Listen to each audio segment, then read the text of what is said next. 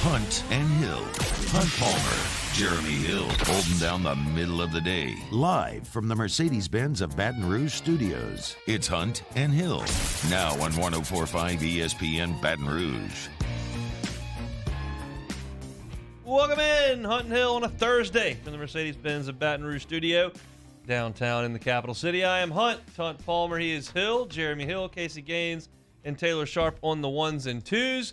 Mr. Lakers fan is wearing a Pelicans jersey. Please explain yourself, sir. Just supporting my boy Jackson, man. Good to see my boy, come up from just being a scrawny little middle school kid. Now he's, one more game away from being in the playoffs. So, of course, got to support young Jackson, man. So they're not in the playoffs yet? No, they got to beat the Clippers, man. I know how it works, but I'm just saying, do you count last night as a playoff win? No.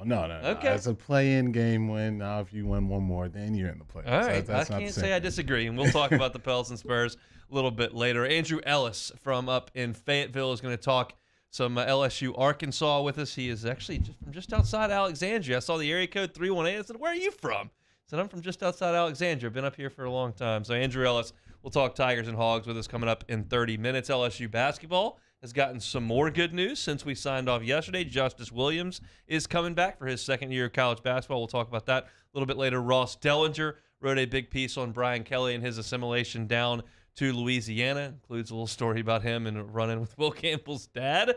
So we'll talk about that. And then we've got some NFL draft talk to get to as we'll start to ramp that up over the next couple of weeks as well. That's all in the second hour. I do want to start tonight with LSU and Arkansas. Pels Spurs a little bit later, but I think we got to stick to the SEC baseball to kick things off today.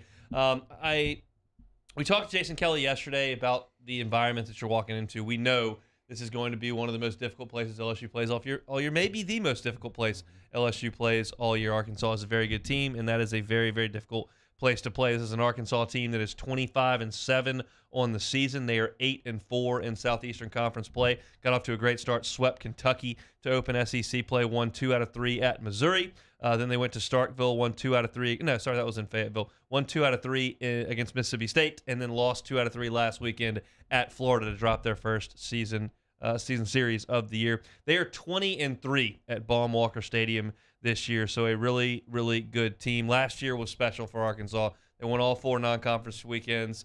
They win all 10 SEC weekends. They win the SEC tournament, win their regional, so they'd won 17 weekends in a row, and then lost a super regional to NC State. The workhorse on that team was Kevin Kopps, the closer, calling the cops. He would come in and shut it down. He has moved on to professional baseball, but they are still locked and loaded. Dave Van Hoorn's always got a really good team. But I think, Jeremy, this LSU team has kind of found its way on the road. We've seen them in Gainesville and in Starkville kind of rise to the challenge. Yeah, they definitely have it. I don't know if it was a uniform gate, if that's what you want to call it, but ever since you saw them kind of go back-to-back in those gray uniforms, man, it just seems like this team has played extremely well on the road in some very, very hostile situations. To me, I want to see how they handle Connor Nolan. He's probably going to be one of the better pitchers I think they faced all season. So if you can get after him and can kind of get into their bullpen, I think that's going to give you a really good chance, because you kind of seen Florida do something very similar to that. So this will be a big test for them. Obviously, Arkansas is very, very tough at home. So it's going to be important to see how you come out there and start this series off. That's a note I want to get to, and you lead it into perfectly. Connor Nolan is who LSU will see tonight. He's a 6'2", 215-pound senior. He was a freshman All-American.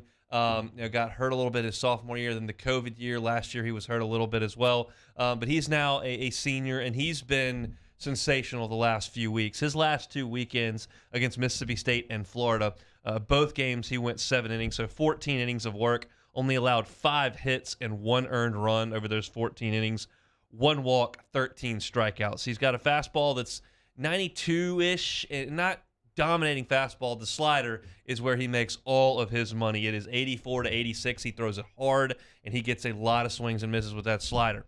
He's very, very good, and this is my concern with LSU. And when I lay these stats out, I will tell you they're a little bit cherry-picked. I'm aware of that. I'm laying that out there.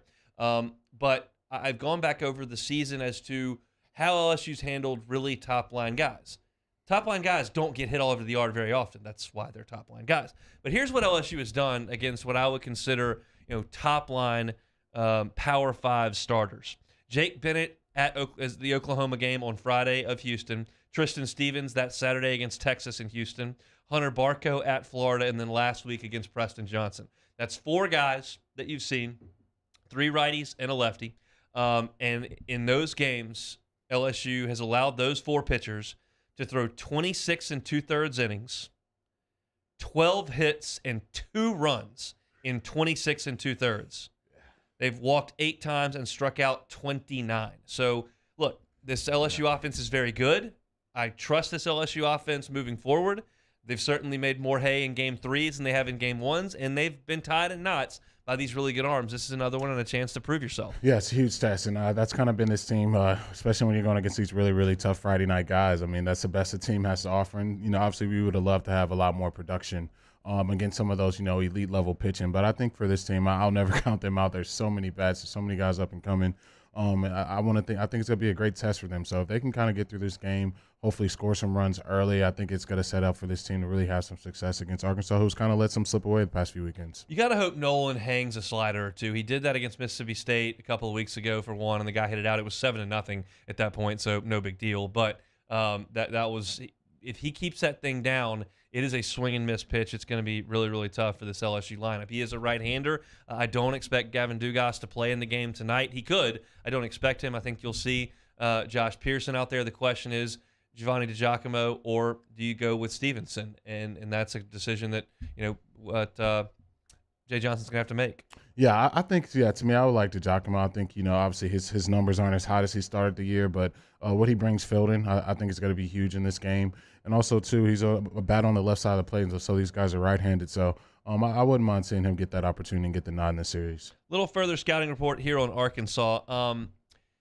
They're rock solid everywhere. They're elite in one category. That's defense. They're the best fielding team in the SEC. 980 is considered a very, very good fielding percentage. They're fielding 985 on the year. They've got 13 errors in 32 games, which is exceptional fundamental baseball. It's funny because, there were some Arkansas teams 5-6 years ago that were really, really good at the front line starting pitching with guys like Ryan Stanek, and they were exceptional with swinging the bats, and they've had some trouble on defense. Now they kind of flipped that. They're really, really good on defense. The offense has been okay. They're 10th in the league in batting average. They're 5th in the league in slugging, and they're 5th in the league in on base. And you look at a team that's 10th in the SEC in batting average, but up to 5th in on base. That's because they're 3rd in walks. They will draw walks. LSU's got to do a really good job, like they did last weekend in Starkville, of keeping them off the base that way. They're 6th in the SEC in home runs, and it's a very balanced home run hitting attack, this Arkansas team. Of their 9 starters, everyone has between 3 and 6 home runs, except for Braden Webb, who's got 9. He's kind of their power punch. But everybody in that offense has some punch to their swing. There's not like they've got somebody with 15 or 16 who's kind of leading the way.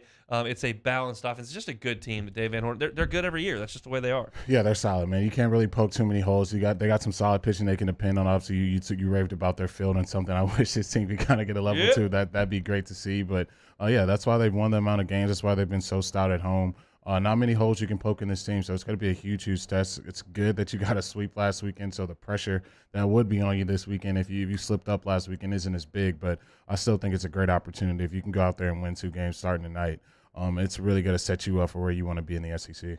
I think turnovers is a stat that in football you can point to, but then if you look at the fumble number, that's kind of more a chance game. Okay, got dropped it, it got hit here, there. Did you recover it, did it not? Weird bounces, whatnot. LSU has been unbelievable getting hit by pitches for whatever reason you want to bring up. Arkansas has hit the 2nd most batters in the SEC. Maybe that's a staff that's really prone to throwing inside. Maybe it's a staff that had some problems with command. LSU's kind of been lucky that maybe LSU gets some hit by pitches in this matchup. It's not something I feel like you can hang your hat on, but we'll see. As far as Arkansas's pitching goes elsewhere, 4th in the in the SEC in ERA. They're 4th in opponent batting average, 5th in strikeouts. It's a good pitching staff. One stat that I looked at when you're looking at the starting pitcher tonight in Connor Nolan, Arkansas for the season, when they are leading after 7 innings, they are 17-0. Now, most teams win when they're up after the 7th inning, but 17-0 tells me that bullpen has been very, very good. So LSU's got their work cut out for them tonight. They haven't been good in these games that I mentioned. You lost the game against Stevens, against Texas. You lost the game to Barco. You won the other 2 with some really late-inning dramatic home runs. That may be what it's called for tonight against a really good pitcher. Yeah. For some reason, these first games, whether it's Thursday, whether it's Friday, you just haven't got off to the hot starts that you would want to get, started out to. It seems like, once they've kind of seen the teams and seen some of the pitchers and got comfortable throughout a weekend, they get really, really on fire some of those third games in some of these series. But I think with a guy like Connor Nolan, you don't want to get behind. You don't want to, find yourself struggling, not being able to, get runners in and leaving runners in scoring position. You got to start out quick, and I think they can do it. It's going to be a tough task, but I think the team can definitely do it. You trust McHale tonight?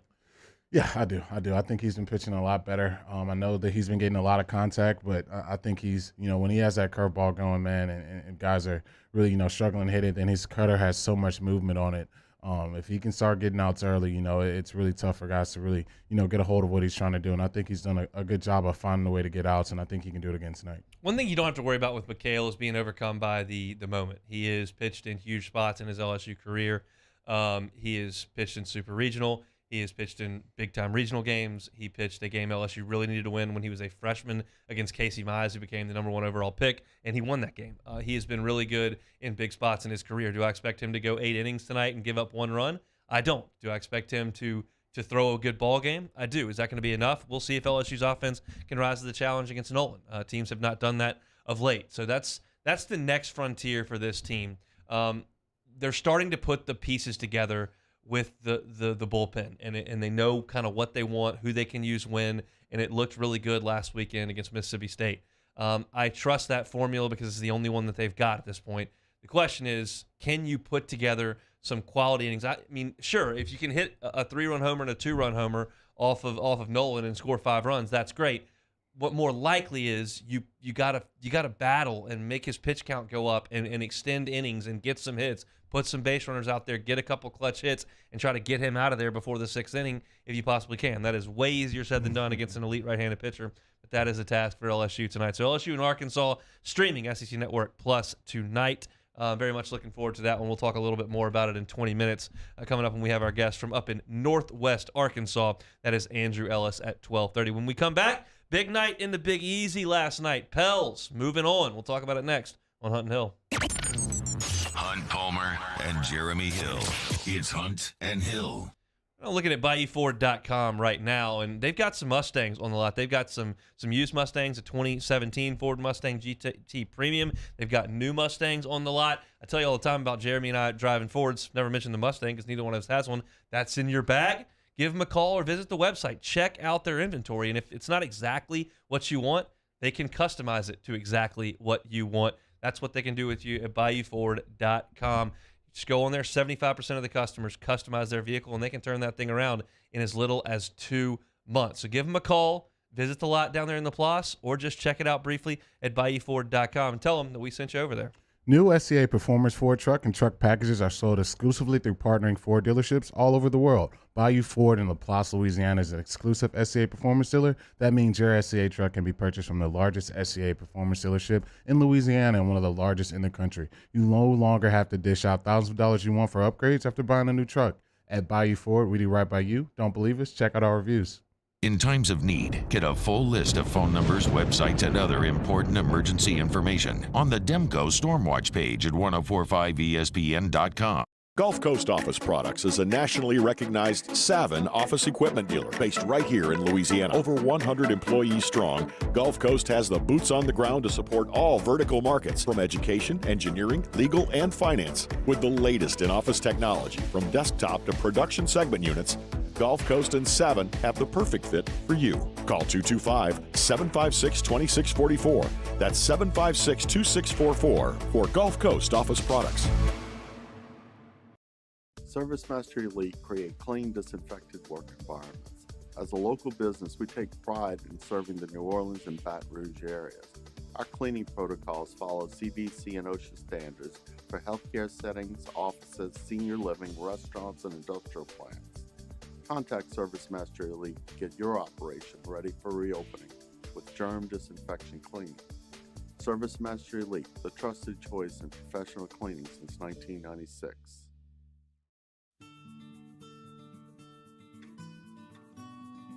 This is a house call.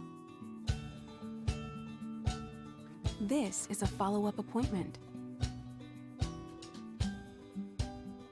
This is a diabetes checkup. This isn't just more convenient care, it's more advanced care. This is innovating healthcare at Louisiana's #1 hospital, Ochsner.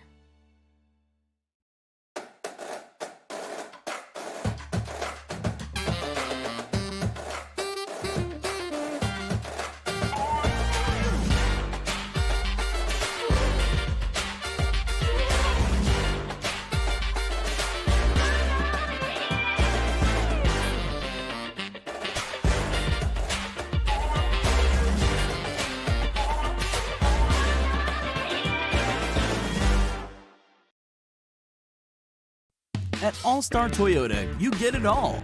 If you're in the market for an all-new Toyota vehicle, come see our friendly and knowledgeable sales team at All-Star Toyota. Located in Baton Rouge at the corner of Airline and Goodwood, we've been serving our community since 2005 by offering a large selection of new Toyota cars, trucks, and SUVs. Get behind the wheel of your dream car and take a test drive at All-Star Toyota today. Eli's always been into grilling. It took us a while to see it, but the signs were there. What are you doing, Eli? I knew grilling was my thing. I have been talking about it throughout my career. Happy with the results? I am. Got the new grill from barbecueguys.com. It performed great. My advice, as I always told my boys, do more of what you're born to do. Barbecue Guys, for those who were born to grill. You want cheese on your burger, Pops? I'll take a little cheese.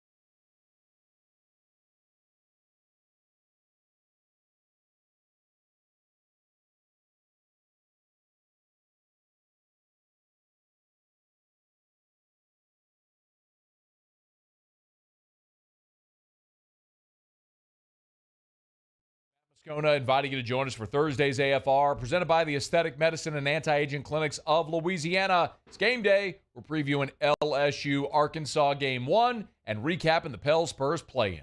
Join us 3 to 6, 104.5 ESPN Baton Rouge.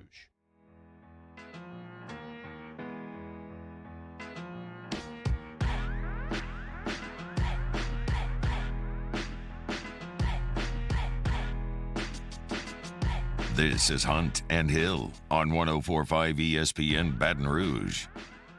Really cool night for the city of New Orleans last night. Pelicans, who started off 3-16 this year, scrapped and clawed and found their way into this newfangled playoff game. They packed out the blender, had a bunch of friends that were there. 113-103, the final. Pelicans beat the Spurs. We talked about it yesterday. I think the Spurs were that good. The Spurs aren't that good. The Pels are okay. And they played pretty well last night, and we'll talk about how they did it. But no surprise to you that they got it done last night in their home arena? Oh, yeah. I predicted them to win that game. I just didn't think the Spurs had enough offensively. They're well-coached team, obviously, got some talent, especially some young talent on that roster. But when you talk about big play-in situation, I'm not even going to call it playoffs yet, but play-in game situations, you saw that environment last night. It was really ruckus, and San Antonio did just as much as they could to keep that game close, but just not enough, scoring efficiently, and especially, need to have it situations. McCollum and Ingram were just too lethal, man, and it was, too much for the Spurs to overcome. Before we get into the game, I think there was a lot on Twitter last night of who says New Orleans isn't a basketball city. Wait, hold on. One night for a play-in game doesn't make you a basketball city. And that's a city that's willing to throw its arms around a team a time here, a time there. But I'm going to need to see a little more consistency out of the turnout and the interest level for me to call New Orleans a basketball city. They show up in droves for the Saints every single Sunday. Yeah. The Smoothie King Center's empty in January. So we're not there yet. I'm not saying that the city hates the Pelicans or doesn't care at all about the Pelicans.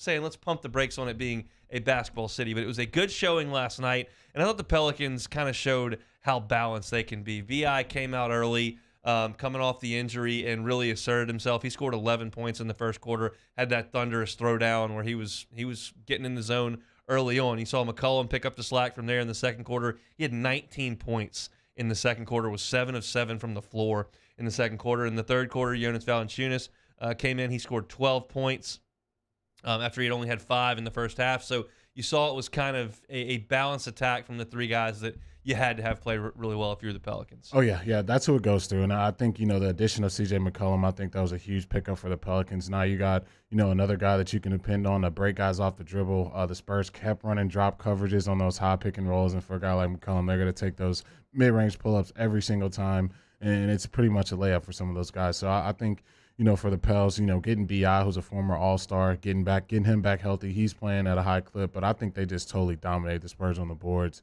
Yep. They won at 53-34, and the Spurs really couldn't, get those second chance opportunities that you would need to have when you don't really have that superstar scorer that you can go to. So big win for the Pels. Hopefully they can get one more and see what they can do in the playoffs. Pels pushed that thing out to almost 20 in the second half, and then all of a sudden you look up, and the Spurs had cut it to 9 with 7.5 minutes to go on a Richardson 3.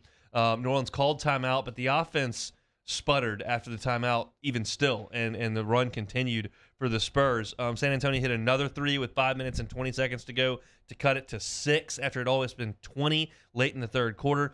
At that point, New Orleans had gone 0 of 4 with a charge on its last 5 possessions, which is fairly rare in an NBA game to have 5-6 straight possessions where you can't get a reasonable shot off. But then B.I. and Valanciunas over the next 3 possessions went 3 for 3 to stretch the lead back out to 12 with 3.5 minutes to go. And over the last minute and 46, when you've got to have it, the Pels were 5 of 6 from the floor, 2 of 2 from the free throw line, and ended up winning the game by 10. I thought the highlights of the game for me as I'm watching it, Herb Jones just kind of makes his presence felt. He's good on defense. You see a block shot and a steal to create a fast break opportunity where he draws a foul. He's able to fluster some of the better scorers in the NBA. Not that the Spurs have those guys, but he's just good on the defensive end. And then I thought, the play that sparked the biggest momentum jolt in the first half was Alvarado getting that steal and running it out, dishing it back to McCollum for that elbow 3, and the blender went nuts there. It just seemed like everybody kind of did what they were supposed to do. I mentioned the balance scoring quarter by quarter, mentioned Herb on defense. You mentioned Alvarado on defensive side of the ball, getting steals, creating transition opportunities.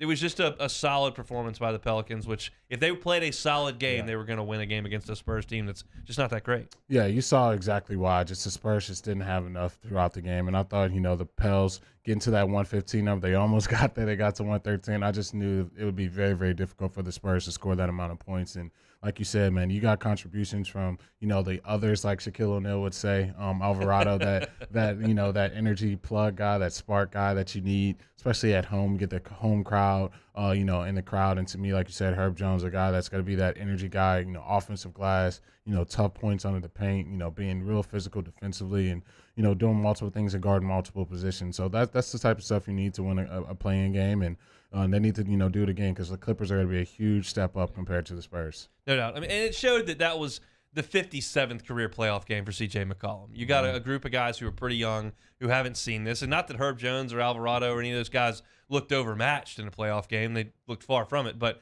they needed McCollum to kind of step up and make it work. And in the first half, he scored 27 points. I mean, I don't know how you could do it any better. And we talked yesterday about how he's the leader of this franchise. B.I. might have more all-star appearances and whatnot when it's all said and done, and Zion come back. McCollum has endeared himself to this place so quickly, and that performance right there just makes it even a stronger bond. And that means a lot to me. In this league that I look at from afar and I go, why does everybody act the way they do? Why does everybody force their way out of every situation? Why does nothing seem functional or easy? And for him to come in to a place that's been frowned on by some of the elite players in the league and immediately ingratiate himself into the community and say all the right things and do all the right things, and then to do that in the first half, it's just a great story for a franchise that's trying to get its feet on the ground. No, it was huge, and you can't overlook CJ's presence for that organization and for that team, and then obviously going out there and backing it with his play on the court. And a lot of guys talk a bunch of stuff, but when you're going out there, being the leader that you're supposed to be on the court and off the court, and you're going out there and being a difference maker, not just another guy part of the team. He's their engine right now. He's getting guys going. He's scoring the basketball at an extremely high level, and that was a huge pickup by David Griffin to get a guy like that, right on this team, especially with Zion being out. So it's Pelicans Clippers at, let's see. I see the time. I don't know if it's Central or Eastern. It says 9 o'clock tomorrow. I'm going to assume that's Central Time. That ESPN.com knows where I am. But I think 9 o'clock Central Time is correct. The Clippers are a 4-point favorite in that game right now. The other thing that I want to talk about was after the game. The Pelicans were really excited in their locker room. I saw a speech that Willie Green gave his guys saying, look, we've got a high-character group. You guys have earned this. You've enjoyed it. You deserved it. Enjoy it. And Gail Benson gave a really nice speech to her team saying you guys have worked so hard and this city is behind you and we so much appreciate it. It's been so much to watch. And that was great post-game. What was not as great post-game was the predictable response from Greg Popovich when he was asked, are you coming back next year? And Popovich said, ever?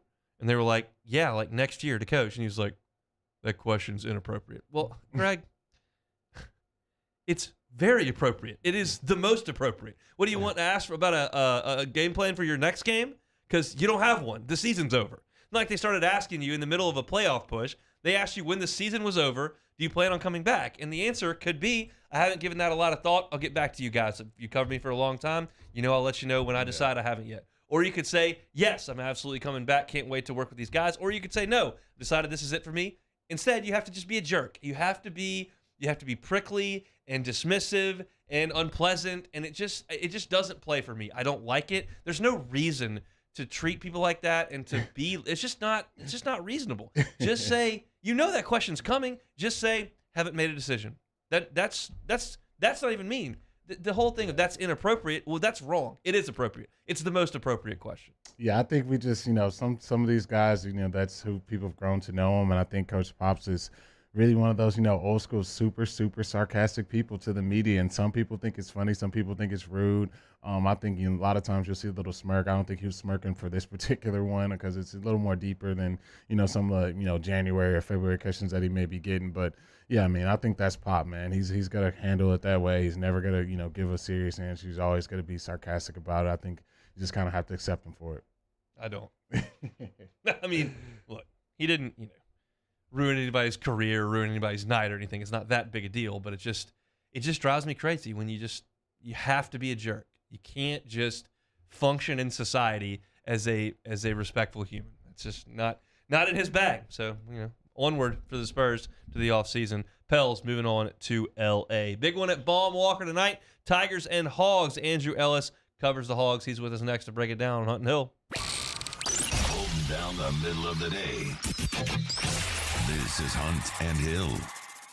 Our listeners fire off their opinions on the jimsfirearms.net hotline at 499-1045. Keep listening for your next chance to shoot us your thoughts with the jimsfirearms.net hotline on 1045 ESPN Baton Rouge.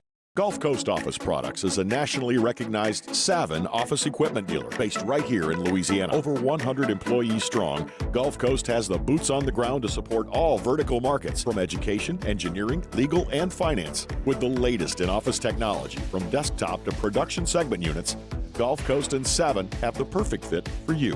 Call 225-756-2644. That's 756-2644 for Gulf Coast Office Products. Each year, Guarantee Media hosts a radiothon to benefit dreams come true. And this year, we need your help more than ever. We've interviewed these incredible kids, and each and every one of their stories brings tears to our eyes. To have a dream granted means more to these families than you'll ever know. And it wouldn't be possible without your help. Dreams Come True has been hit hard by the events of the past year. So we ask for your support in helping this incredible cause. Our Dreams Come True radiothon is powered by the Baton Rouge Clinic. Visit GuaranteeMedia.com to pledge your support today. At All-Star Toyota, you get it all. If you're in the market for an all-new Toyota vehicle, come see our friendly and knowledgeable sales team at All-Star Toyota. Located in Baton Rouge at the corner of Airline and Goodwood, we've been serving our community since 2005 by offering a large selection of new Toyota cars, trucks, and SUVs. Get behind the wheel of your dream car and take a test drive at All Star Toyota today. And this year, 2022, it's time to finally treat yourself. Bring your boat to the next level with front-to-back boat service. You want the latest and greatest marine technology? You want to go to the place that has not one, but two NMEA certified techs. Family owned and operated by the Sherman family for 30 years. Front-to-back is the answer in Baton Rouge for all of your custom boat needs. So head to fronttobackboatservice.com or find them on Facebook, Front to Back Boat Service. This isn't just another day. It's so much more. Kelly's life was put on hold when her auctioneer primary care doctor discovered a rare blood disorder. Her doctor connected her to an auctioneer care team of cancer, heart, and kidney specialists. With multiple primary care locations around Baton Rouge, same-day appointments, and online scheduling, we're relentless about keeping you healthy. Auctioneer Baton Rouge, innovating healthcare for Kelly. If you're in an accident, a car accident, a slip and fall where you're injured, you need to call an attorney. The defendant insurance company, it's their goal to close the case as quickly as possible and pay out the least amount of money as possible. That's why it's important to call an attorney and call the law office of O.C. Brown. At the law office of O.C. Brown, we're a family-owned firm. We want to be your law firm for a lifetime.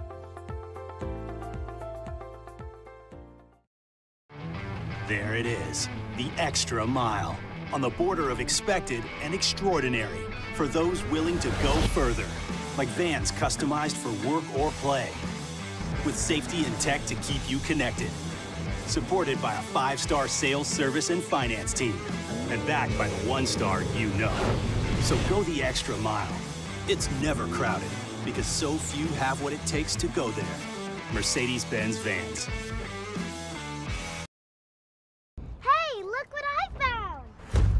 The motivation I needed to live healthier. My new favorite sport.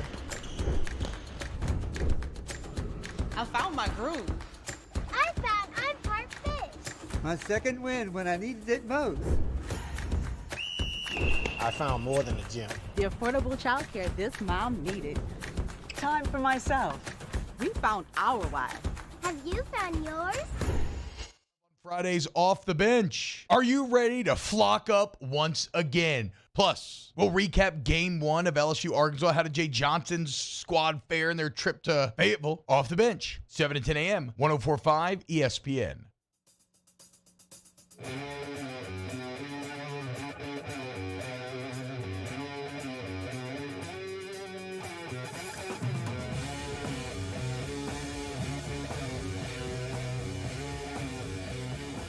Hunt and Hill, 104.5 ESPN Baton Rouge. Lots and lots of great venues across the Southeastern Conference and all the sports. Baum-Walker Stadium in Fayetteville, certainly one of the best. LSU will visit there for a Thursday, Friday, Saturday, Easter weekend showdown beginning tonight. It'll be Connor Nolan and Mikhail Hilliard under the lights at Baum-Walker. Andrew Ellis covers the Razorbacks for hogsports.com. He joins us now. Andrew, how are you? I'm good, man. Thanks for having me. Absolutely. I see a 318 number on that phone. Where's home for you? Home for me is the Alexandria, Louisiana area. That's where I grew up before moving to Fayetteville up here. I actually just had a best friend, Matthew Beck, who just got done pitching for the Tigers last year. So that's pretty interesting, Absolutely. Yeah, and Matthew, an Ash grad, and was a great right-hander for LSU for a lot of years, probably more years than should have been because of COVID, but he did a great job here. We appreciate you giving us some time. So what's the feeling on this Arkansas baseball program? I know expectations had to be so high after last season was so good and then ended really abruptly there in the Super Regionals. Yeah, well, it's pretty rare whenever you can have a team that's, consensus top 10 in every poll and, coming in at number 6 in the D1 baseball poll. And it still kind of feels like they've underachieved a little bit this year. It seems like the lineup just hasn't really gotten going and exploded the way that everyone expects. But, there's a ton of talent on both sides with both of these teams going into this. And, they're coming off, the Razorbacks are coming off their first series loss in, 2 years. So we'll see how they bounce back. But should be a really good crowd this weekend. So, we'll see if they can bounce back.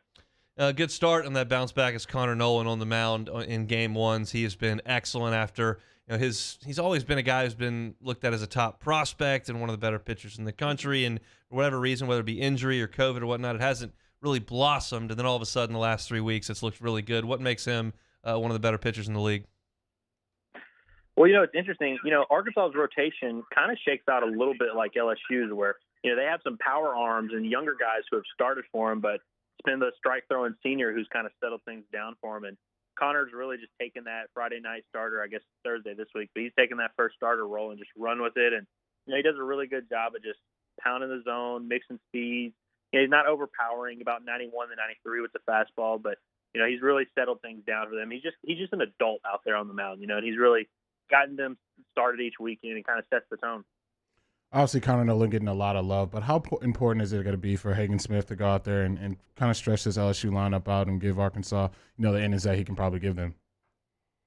Absolutely. I mean, depending on what week you catch him on, you might watch Hagen Smith and wonder why he's not the guy starting each week, before Connor, because, he's big-time arm, big-time left-hander, really, really electric fastball, and when he's spotting it, he's really tough to hit. And it'll be an interesting matchup because, this LSU lineup is, as daunting as any in the conference, but the one thing they have kind of struggled with is lefties. So we'll see if Hagen can kind of settle in early. And, a lot of times he gets so amped up, and I think, there's going to be a big crowd this weekend, so he'll have to, hold his emotions together and everything. But, whenever he gets going and gets rolling, he's tough to hit. So it's going to be a fun matchup and a fun test for these young Arkansas pitchers against a really good lineup. Tell me about this Arkansas lineup. You mentioned maybe underachieved a little bit. As I look at the numbers, the batting averages don't jump off the page, but it seems balanced in terms of the power, and it seems pretty deep as well.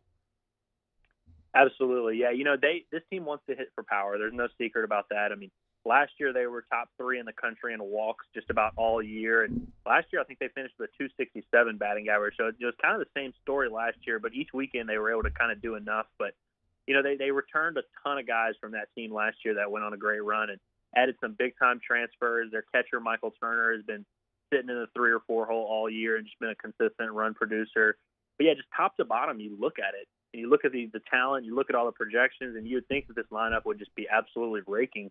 But it seems like they kind of haven't been able to get everyone clicking at the same time. And one guy to watch this weekend will be Robert Moore. He's a second baseman, projected as kind of a late first-round pick by a lot of guys. And he's kind of struggled the last few weeks, but, he could get it going at any point. And, they got a few guys who have kind of probably aren't quite happy with their results so far this year. And so I think that they're due for a little bit of an explosion at some point, and maybe it happens this weekend. They're going to be up against a tough pitching staff. But, yeah, I think that it's been up and down a little bit for the Arkansas lineup. But, the capability is definitely there. Because you're nice enough to come on the show, I won't chastise Louisiana boys who end up in Fayetteville, Arkansas too hard. But Peyton Stovall, actually an excellent high school player up there in the 318, ended up as a freshman now at Arkansas. What's his freshman year been like?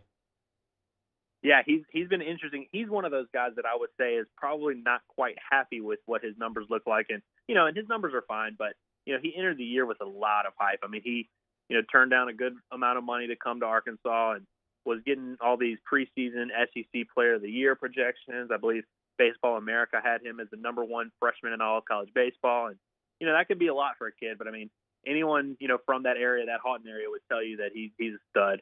And, the Hogs, he started the year in the leadoff spot, which is a big deal for Dave Van Horn to put a true freshman up there in that spot. But it kind of tells you how highly they think of him. But, yeah, he's been a little bit up and down in SEC play especially. But last week against Florida, he kind of got it going a little bit.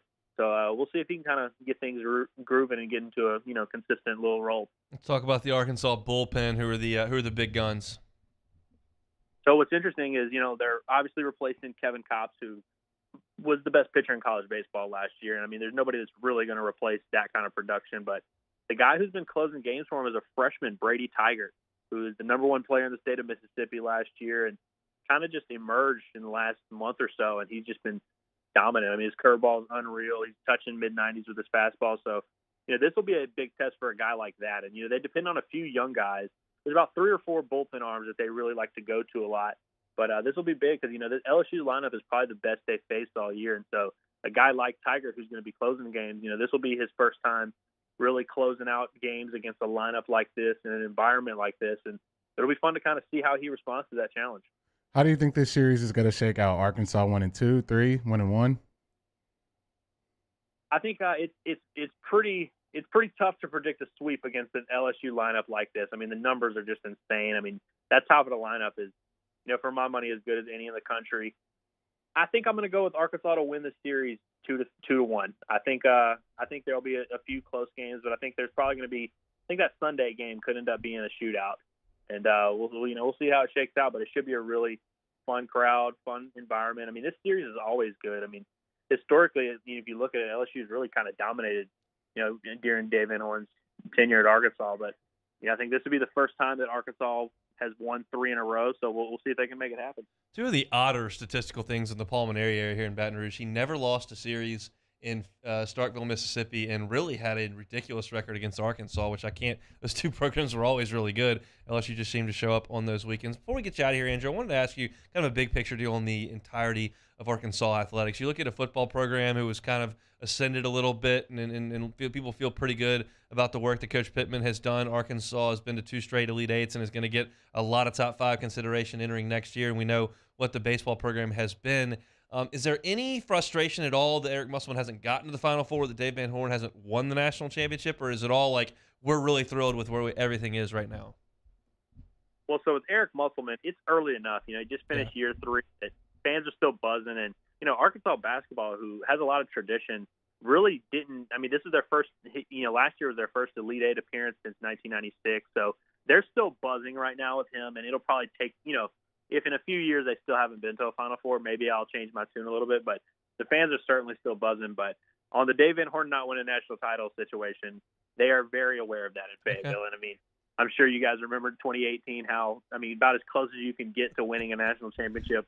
But no, I mean, last year's finish was a little disappointment. But, I think fans know that it's really tough to win in college baseball. I mean, you have to have a lot of things go your way. And, Van Horn hasn't been positioned just about every year. And, I think now would be such a perfect time because you have these other programs that are starting to ascend a little bit. So if the baseball program was finally over to get over that hump and win that title, would just kind of send this city and this area into a different kind of frenzy. But no, not as much frustration now. But if they get bounced in the supers again, maybe it'll start to get a little more dicey. Okay, so last one. I told you last one, but that triggered something here. When Andy Cannizzaro left Baton Rouge, everyone around here was just enthralled with his ability to transform the offense that was so good. And then he went to Mississippi State and had success pretty early there before it fell apart on him. And everybody had eyes on Andy Cannizzaro. It was like, he's got to come back and be the next guy. Is the same thing happening in Fayetteville with Tony Vitello, who spent some time there on Dave Van Horn's staff? Man, if you ask 10 different people in Northwest Arkansas that question, you might get 10 completely different reactions. It's tough to tell. Him and Van Horn are pretty good friends, which is funny because they almost they almost traded clothes last year. But they, Van Horn talked about that recently. He said, we kind of broke the ice. I had to reach back out to them, but, we're cool and everything. But I don't, it's tough. I don't know how Van Horn feels about it. I think if Van Horn came out and was like, yes, this is who's going to replace me whenever I'm done, Hog fans would obviously get behind it 100%. And I mean, it's hard to, he's done such a great job at Tennessee. I mean, it's hard to argue with that success. I think it would be pretty easy for Arkansas fans to talk themselves into it. But yeah, I mean, if you look at the message boards, there's tons of people who are like, we'll never accept him. He's never going to be one of us. After what he did last year, we don't want him. But, it's one of those things where it's like fans will say what they want to say. They're emotional. But, if he got hired at Arkansas, if he came and took that job, everyone would be all in, I feel like. But it's going to be interesting to see what Vitello does in the next, few years because he's going to have options. No doubt about it, Andrew. We really appreciate some time. Have a great weekend. Enjoy the baseball. Absolutely, man. Thanks for having me. Andrew Ellis from hogsports.com, part of the 247 Network. That's an interesting little parallel between it because everybody just put Cannizzaro up on such a pedestal based on the fact that Alex Bregman and Andrew Stevenson and Mark Laird and all those guys were really good swinging the bats. I think Andy Cannizzaro is a heck of a coach. But I think there are a lot of guys that could coach those guys, and Pulmonary did a pretty good job as well. But he was the guy everybody thought, and then he went to Starkville, and they're like, well, we got to get him back, and then it all fell apart. And I think there's got to be some sense in Fayetteville, which is ridiculous, but I would imagine they would be like, well, we need to get this Vitello guy. He's going nuts and doing such a great job there, and Dave Van Horn can't win a national championship here. Easy now. Dave Van Horn's done a pretty good job. It's just LSU's not unique. A lot of teams with a lot of fans who have a lot of opinions, and that's certainly the case just about everywhere. We'll take a timeout, come back. Good news coming kind of in the truckload for LSU basketball. We'll talk about that coming up next on Hunt and Hill. 104.5 ESPN Baton Rouge with Hunt and Hill. This baseball season turned K's into cash and big hits into big wins with FanDuel Sportsbook. Right now, new customers can step up to the plate with a risk-free bet up to $1,000. Just sign up, place your bet, and FanDuel will refund you up to $1,000 back in site credit if you don't win. Let me tell you how this works. Sign up for the FanDuel Sportsbook if you haven't yet. Your first bet can be up to $1,000. It's risk-free. If you lose, you get the money back. You can't cash it out, though. It's site credit, and you've got to bet it. Talking about those turning K's into cash, you can do that with the FanDuel Sportsbook. Of course, you can bet the games that I'm looking at right now. Mariners and White Sox coming up, Cardinals and Brewers. I would never watch that game. I hate both of them very, very much. But you can bet on the Brewers pitching staff to strike out a lot of Cardinals, which I would probably do. Check that out on the FanDuel Sportsbook. Download the FanDuel Sportsbook app. Sign up using the promo code 1045ESPN. Get started with your risk-free first bet up to $1,000. That's promo code 1045ESPN. You must be 21 and present in Louisiana. First online real money wager only. $10 first deposit is required. Bonus issued is non-withdrawable site credit. Expires 14 days after receipt. Restrictions apply. See full terms at sportsbook.fanduel.com. If you or someone you know has a gambling problem and wants help, call 1-877-770-STOP. The Baton Rouge Clinic brings you the 2022 Dreams Come True Radiothon. Help make a dream come true for a Louisiana child with a life-threatening illness today by making your donation at 1045ESPN.com. There it is, the extra mile, on the border of expected and extraordinary for those willing to go further, like vans customized for work or play, with safety and tech to keep you connected. Supported by a 5-star sales, service, and finance team, and backed by the 1-star you know. So go the extra mile. It's never crowded, because so few have what it takes to go there. Mercedes-Benz Vans. Gulf Coast Office Products is a nationally recognized Savin office equipment dealer based right here in Louisiana. Over 100 employees strong, Gulf Coast has the boots on the ground to support all vertical markets from education, engineering, legal, and finance. With the latest in office technology from desktop to production segment units, Gulf Coast and Savin have the perfect fit for you. Call 225-756-2644. That's 756-2644 for Gulf Coast Office Products. I've been doing business with Luba for 25 years. They're dependable, trustworthy. It's just the attention to detail with our clients. Our folks have years and years of experience. They're highly trained professionals, but many companies have that asset. What I'd like to think makes Luba a bit different is that we use those talents in a way that truly is dedicated to serving the needs of the folks who depend on us. Are you a licensed contractor? There's lots of good contractors in Louisiana doing work the right way, but unfortunately, too many unlicensed contractors are working outside the licensing requirements. Working as a contractor in Louisiana requires a license for the company doing the work. The Louisiana State Licensing Board for Contractors wants to help you get licensed to allow you to conduct work legally. It's not difficult to get the license. We can help you. Go to lacontractor.org for more information. Licensed contractors, it's the law.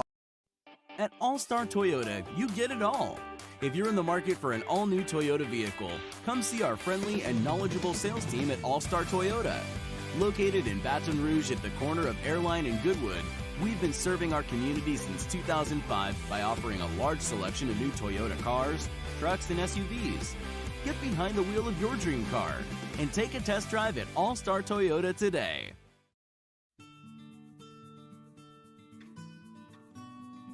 This is a house call. This is a follow-up appointment.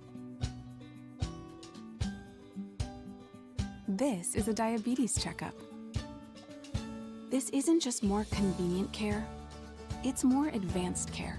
This is innovating healthcare at Louisiana's #1 hospital, Ochsner.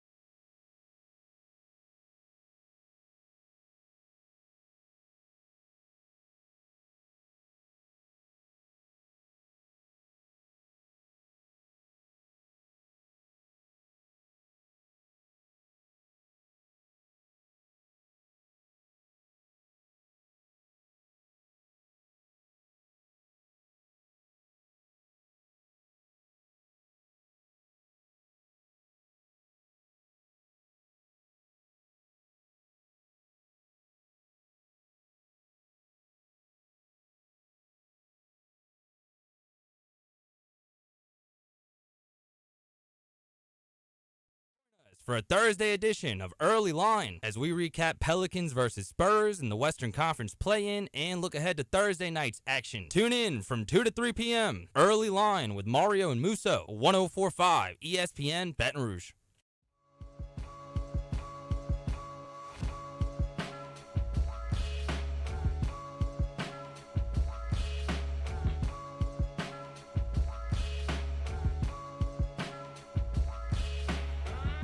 This is Hunt and Hill on 104.5 ESPN Baton Rouge. Some more good news coming for LSU basketball over the last 24 hours. Of course, yesterday we learned Imani Wilkinson was coming back to LSU. And then we learned a little bit later that Justice Williams, LSU shooting guard, will return. Of course, you remember Justice was supposed to redshirt last year. And then in the middle of December, you looked up and Xavier Pinson was down and Gaines was banged up a little bit, and so was Murray, and they looked at Justice Williams and said, hey, you got to play, boss. So he did. He played in 20 games last year. He had a start. Not very assertive on the offensive end. He took 40 shots in 20 games. He was 2 of 11 from 3. He did make 10 of his 12 free throws, but he averaged 10 minutes a game and was really just a body out there as a guy who enrolled at LSU early and was really supposed to redshirt as what would be his senior year of high school, but it was thrust into action. Your reaction to learning that he'll be back at LSU? Yeah, I mean, we saw with the Mwani thing that, this could possibly lead to, other guys coming back, and that's exactly what happened. To me, Justice is another guy that can, possibly maybe stretch the floor. I saw him hit a couple three-pointers, but really not really looking to score. I don't think he's a true point guard, a guy you're going to give the ball to and really, try to create offense and stuff. But he can definitely be a defender and a guy who can possibly knock down perimeter shots. And obviously he has some experience at the college level. So getting him back, I think it's another guy that's, been playing in SEC games and obviously knows what it's like to be a Tiger. So definitely a good sign that he came back. I think he's going to be more than that. I think he's going to be a good offensive player for LSU. This is another guy, as I mentioned yesterday, I'm not necessarily looking at this next coming season. That's not of huge consequence. I don't think LSU is going to be able to play in the NCAA tournament. It's year one under a new coach. There's just going to be a lot of growing pains next year. But this is a guy who's got 3 more years to play, 2 more after next year. And that's laying a foundation and bringing in talent that once Matt McMahon starts to be able to recruit and bring in some young talent, you want some older guys there as a little bit of a foundation. And I realize that the transfer portal is always going to be open and you can go get that year in and year out. But this is a guy that I think is going to be a pretty good player. Does he look like an all-conference player right now? No. But, God, I'm fighting off a sneeze. That's a really good thing to do on the radio. He doesn't look like an all-conference player right now, but he was supposed to be in high school last year. So I think there's a real ability. This is a top 100 player in his class coming out of high school. And so this is really, really encouraging for me. You've got a lot of guards now. When you look at that roster, you bring in the 2 guards from Murray State. You bring in Juice Hill and Trey Hannibal. You bring in Cam Hayes from NC State. Then Justice comes back. You've got 4 guards now that can play that were, 3 of them were high major guards at one point, and the other one is Justice Hill, who was actually 4 of them. They all were. Justice Hill went to Bama. Trey Hannibal went to South Carolina. Cam Hayes went to NC State, and Justice Williams went to LSU. They're all high major guys that are playing now, and Mwani comes back as kind of your 3 guy, and then you've got Coleman and Williams as your post. You've got a lot of work to do there because I don't know if either one of those guys is going to be a huge help next year. But you're off to a much better start than I would have thought, and I thought LSU was looking 0-18 dead down the barrel when Will Wade was fired, and you were going to get the NOA that came down. I'm serious. I thought 0-18 was possible. Because I just don't know. I don't know how you would have convinced anyone to come play for LSU when those sanctions were hanging over you and everybody was going to leave, and the whole roster did leave, and the whole signing class did leave, and that makes it more realistic. But when I look at this team, if you can find some functional big, I think you can be competitive in the SEC. I think you'll lose far more than you'll win, but I think you can at least be competitive.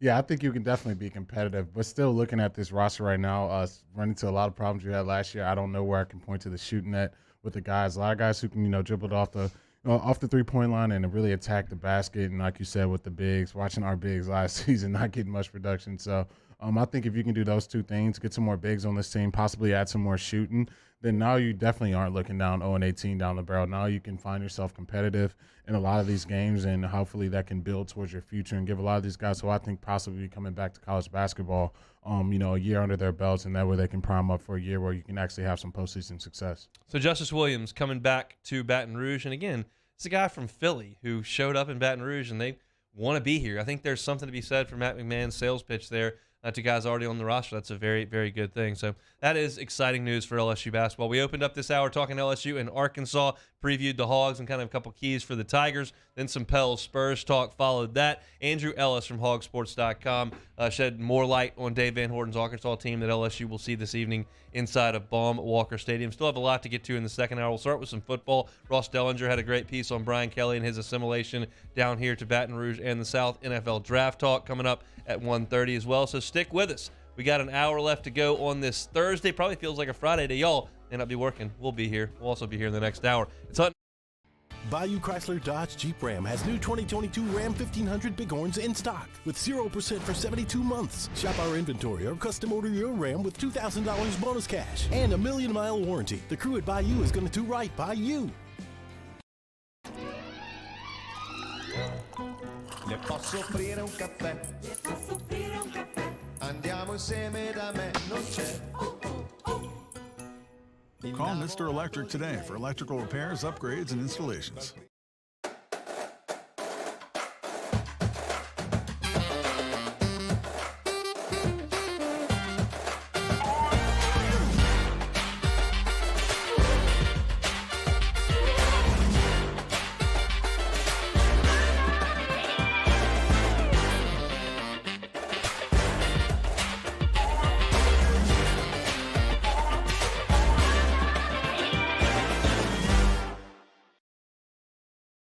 Service Master Elite create clean, disinfected work environments.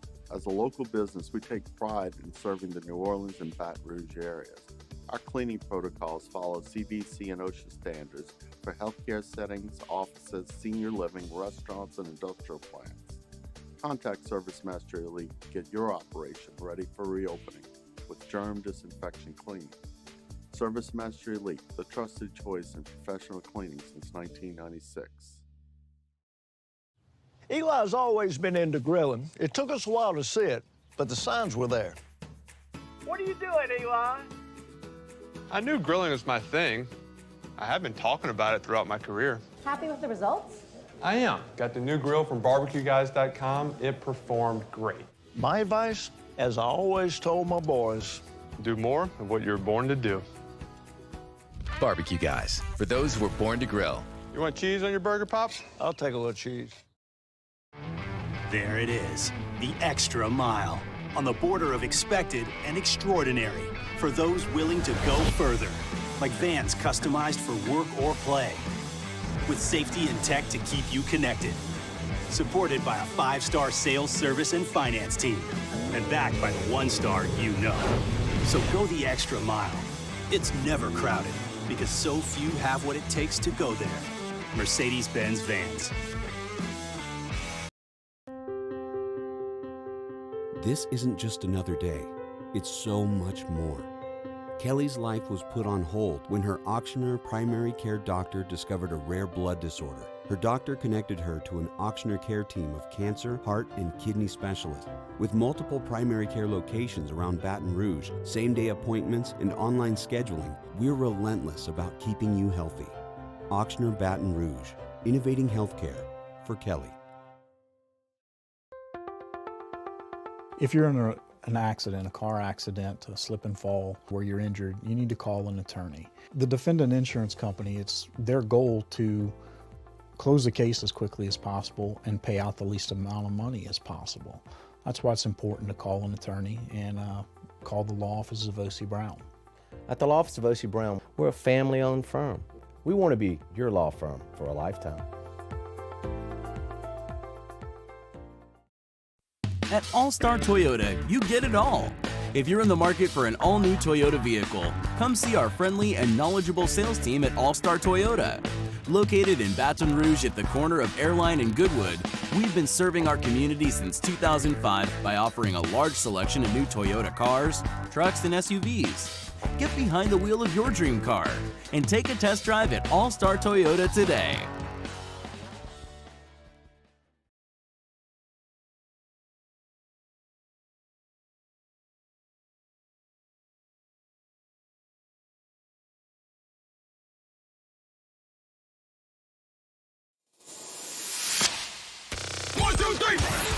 Hunt and Hill. Hunt Palmer, Jeremy Hill, holding down the middle of the day. Live from the Mercedes-Benz of Baton Rouge studio, it's Hunt and Hill. Now on 104.5 ESPN Baton Rouge.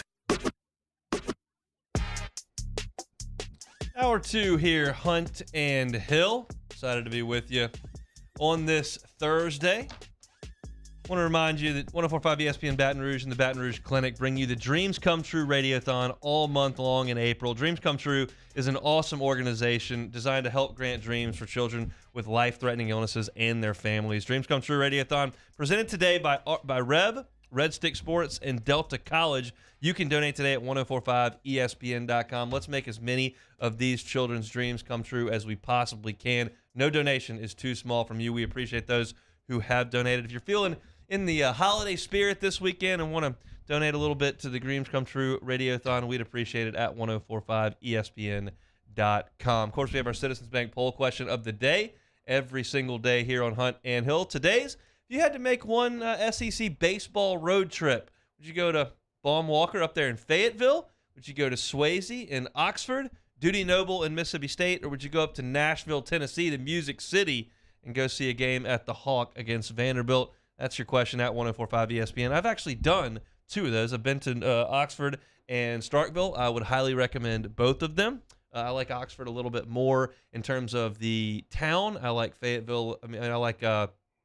I like the surroundings of the baseball stadium more at Duty Noble Field. If I had to make one, I would go to Fayetteville. I think Northwest Arkansas is beautiful. Dixon Street is a lot of fun. The Baum is packed and always high-level baseball. That's one I would like to go to. But Nashville, it's tough to beat. Music City, people like that. If you had one, where would you be picking there? I'd probably be going up to Nashville, man. Get some country music, see the little town a little bit, and watch some baseball, some high-level baseball at that. So, yeah, I'd probably go check out the worst stadium of the four, but the best city of the four for sure. Let's switch gears now. Ross Dellinger wrote a piece at SI.com. I really invite all of you to go check it out and read it. Ross always has great stuff. He's great at breaking news, at getting into the weeds with the legislative stuff, and then sometimes he just writes some good feature stories, which is what he's got here on Brian Kelly, and it opens up with Brian Kelly going on one of his first visits to the Campbell household to see Will Campbell, and he immediately is hit with the smell when he goes in of the kitchen, and he looks at Will Campbell's mom, Holly, and he says, "You must have been cooking all day." And Holly looked around and said,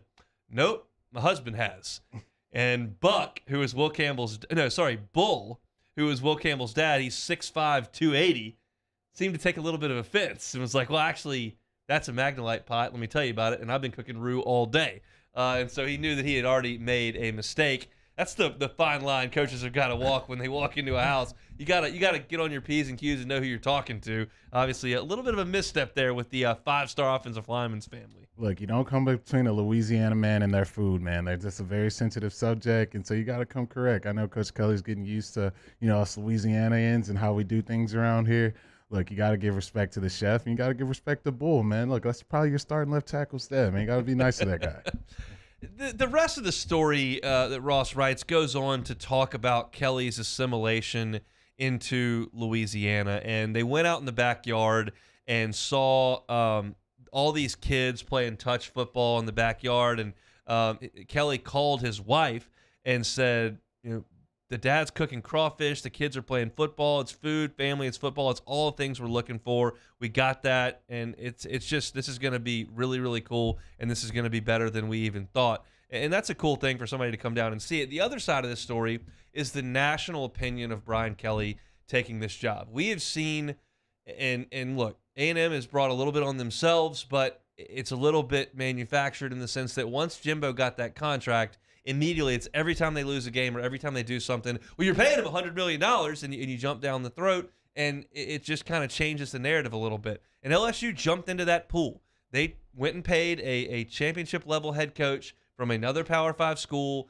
and brought him in with a truckload of cash. And now the expectation from the outside is if you don't go out there and exceed all expectations and win championships and bring home national titles, it is a failure and you're a laughingstock. It's that I may be using a little bit of hyperbole there, but that's what A&M's dealing with right now, and LSU's jumped into that boat. Oh, yeah. I mean, it's obviously got to be the expectations in Baton Rouge. That's just how people are. They don't care about the excuses. They don't care how long it takes to get recruits of your own that you recruited and that, have that rapport with you. They want to see winning now. They pay their hard-earned dollars to go tailgate and hang out all day and to go watch the team play. They want to see that team win. So I don't think that's going to be changing no matter which route they would have went. They could have went with a first-time head coach. That would have been the first-time head coach's expectation. But for Coach Kelly, obviously coached a ton of college football, been there, done that.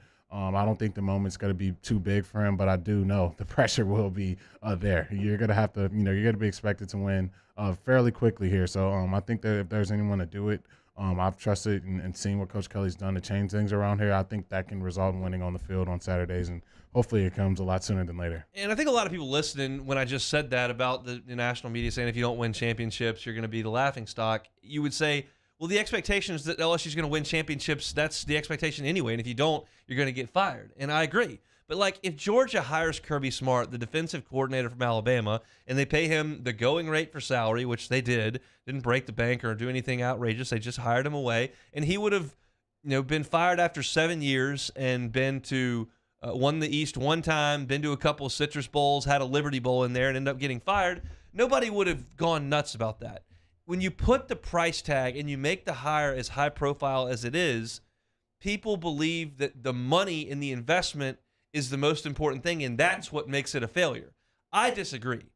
I don't care what you pay the coach. I don't care if you pay him $15 million or $2.5 million. It's not my money. I don't care. You're hiring the coach to win. If you think it takes $15 million to get the guy who's going to win, that's what you do. If you think you can get the guy who's going to win for $2 million, what a business decision that is. To me, there is no return on investment with a college coach because it's not my money. And most people who listen, it's not their money either. It's about getting the right coach. So while the narrative nationally is always about, well, you paid him this much money, you have to get this, I disagree. You hire the coach, you get the coach, you do what it takes to get the coach. Yeah, no, I totally agree with that. I think especially just with the dynamic of college football right now, especially in the SEC, it's everywhere. Auburn, they want to get back to the national championship. Obviously, A&M, they pumped millions of $1 million into their program. They won a national championship. Unfortunately, there can only be one each year, so it just creates this outlandish expectations for all these programs and all these coaches to have all these national championships. There can only be one each season, especially when you're getting a new program like Coach Kelly's going to inherit right now, a program that's been under 500 in the past 2 seasons. So I think for me, realistically, to expect them to win 10 or 11 games this season, it's a little over the top for me. I think that's a little high right now. I think you're going to need a couple seasons to do that, but it's still not going to change the fact that, you pay a guy, $9-10 million in a season, they're going to expect 9 or 10 wins every year for the bare minimum. Okay, and so that's my point, is if I'm using hypotheticals here, so allow me to state kind of the way that I think this through. If LSU would have paid Brian Kelly $12 million a year, if you go to the flip side of the coin and they would have hired Billy Napier for $3.5 million a year, that would not happen, but just play with me here. If Billy Napier goes 9-3 in his third year at LSU, making $3.5 million a year, and Brian Kelly goes 10-3 or 9-3 in his third year, making $12.5 million a year, that's the same to me. Mm-hmm. I don't view that any differently because Brian Kelly's making more money. That's the way I look at it. You hire the guy to win the games. I don't care what you have to pay him because it's, again, not my money. So that's what A&M has been dealing with for 3 years with Jimbo, and LSU has saddled itself with that. And Brian Kelly understands that to an extent. But what another part of this story that I found fascinating was kind of the thought process from those who know Brian Kelly and have been around him and understand that climbing that last mountain does mean a lot to him. And that sounds obvious, but it's pretty easy, in my opinion, for a 60-year-old man who has got a ton of money to look at this and go, well, we're going to try to recruit the best players we can, and we're going to try to work as hard as we can, put the best game plan in, and we'll go get it. And being obsessed with winning a national championship. Now, football players, coaches, the hours they work, I think, are ridiculous on it. I just think that it's insane, the hours that they put in. But it appears from those who are around Brian Kelly, he really believes this is his last chance to make this thing happen, and he is really, really excited to do it. Yeah. Again, it sounds obvious, but it seems elementary, but I can see the other side of the coin. Yeah, no, when you've definitely won a Division II national championship early on in your coaching career, then you get an opportunity to go coach, Division I college football. You want to, climb that mountain. You want to get that done. He's coaching a lot of big-time games, and anyone who's had, high criticism of Coach Kelly, especially people in Tiger Nation, it has been that he hasn't, showed up and competed in some of those big games. They've kind of been ran and blown off the field, and a lot of people are, that aren't so high on Coach Kelly think similar things are going to happen in Baton Rouge when he's a head coach at LSU. So I think for him, he's probably uber confident that, at this point in his coaching career, that it's time to win the big one. Obviously, like he said in that last report, a lot of requests that he had at Notre Dame, a lot of the stuff that he wanted to get done, those things weren't getting done there. So now you're at a place that's going to, give you a world of resources to, invest into your football program to give you everything you need. Now you're at the point where there's no more excuses. You're in the best conference in football. You got the best talent in your state. Now people are going to be expecting you to go out there and win a national championship. It's not easier said than done, but those are just the expectations when you take a job at LSU.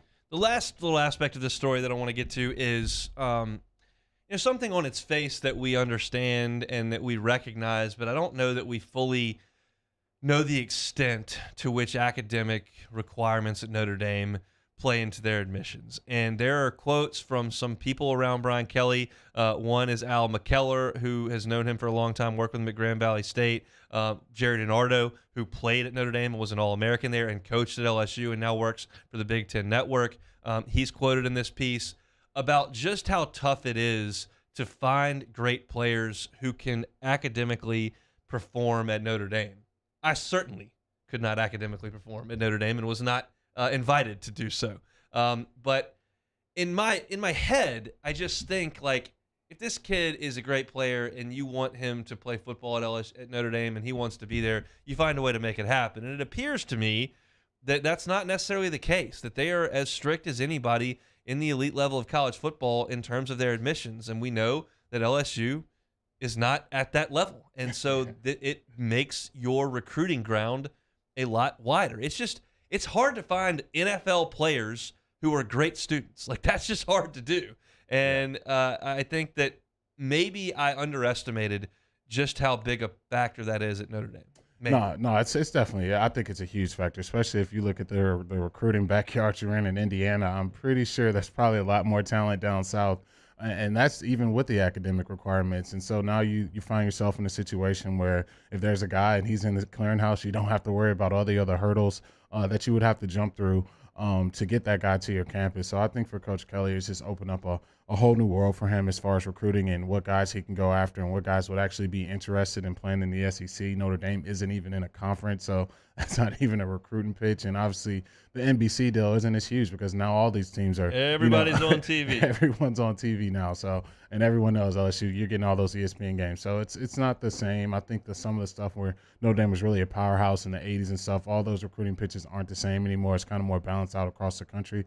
So it just makes more sense to me. I can exactly see why Coach Kelly would want to leave there, give himself a better opportunity to do things he wants to do, and that's win a national championship. So we just hit the tip of the iceberg there on Ross's story. It's a pretty lengthy one, but it's a really, really good read on SI.com. If you're going to be in the car this weekend, traveling, not driving, but traveling or spending some time away from work and have some time to read it, I highly recommend Ross's story entitled Brian Kelly, LSU, and a $100 million Gamble. Now, the college football world has been fascinated by the coach's move to the Bayou, but time will tell if the partnership yields what Kelly and his new school each covet, a national title. Again, that's Ross Dellinger over at SI. 45 minutes left for us here on a Thursday. Come back with us on Hunt and Hill.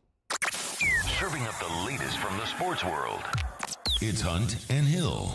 In times of need, get a full list of phone numbers, websites, and other important emergency information on the Demco Stormwatch page at 1045ESPN.com.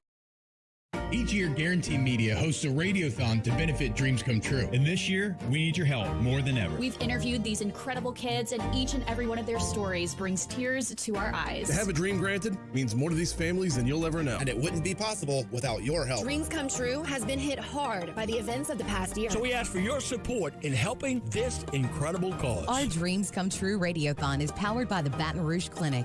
Visit GuaranteeMedia.com to pledge your support today. Bayou Ford has 0% for 60 months on new Ford F-150s, plus $500 bonus cash. We have new 2022 F-150s on our lot now. And all new Bayou Ford vehicles come with a 1 million mile powertrain warranty. The crew at Bayou Ford is going to do right by you. Follow us on Twitter at 1045ESPN to cast your vote in the Citizens Bank and Trust poll of the day. Vote daily inside Off the Bench, Hunt and Hill, The Early Line. And after further review, Citizens Bank and Trust brings you the poll of the day via Twitter at 1045ESPN. And this year, 2022, it's time to finally treat yourself. Bring your boat to the next level with front-to-back boat service. You want the latest and greatest marine technology? You want to go to the place that has not one, but two NMEA certified techs. Family owned and operated by the Sherman family for 30 years. Front to Back is the answer in Baton Rouge for all of your custom boat needs. So head to fronttobackboatservice.com or find them on Facebook, Front to Back Boat Service. Hey, look what I found! The motivation I needed to live healthy. My new favorite sport. I found my groove. I found I'm part fish. My second win when I needed it most. I found more than a gym. The affordable childcare this mom needed.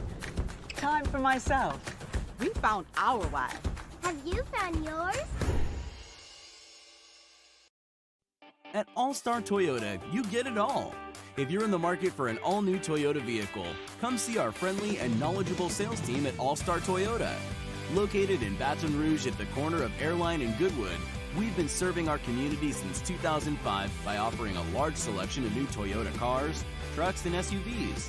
Get behind the wheel of your dream car and take a test drive at All-Star Toyota today. I've been doing business with Luba for 25 years.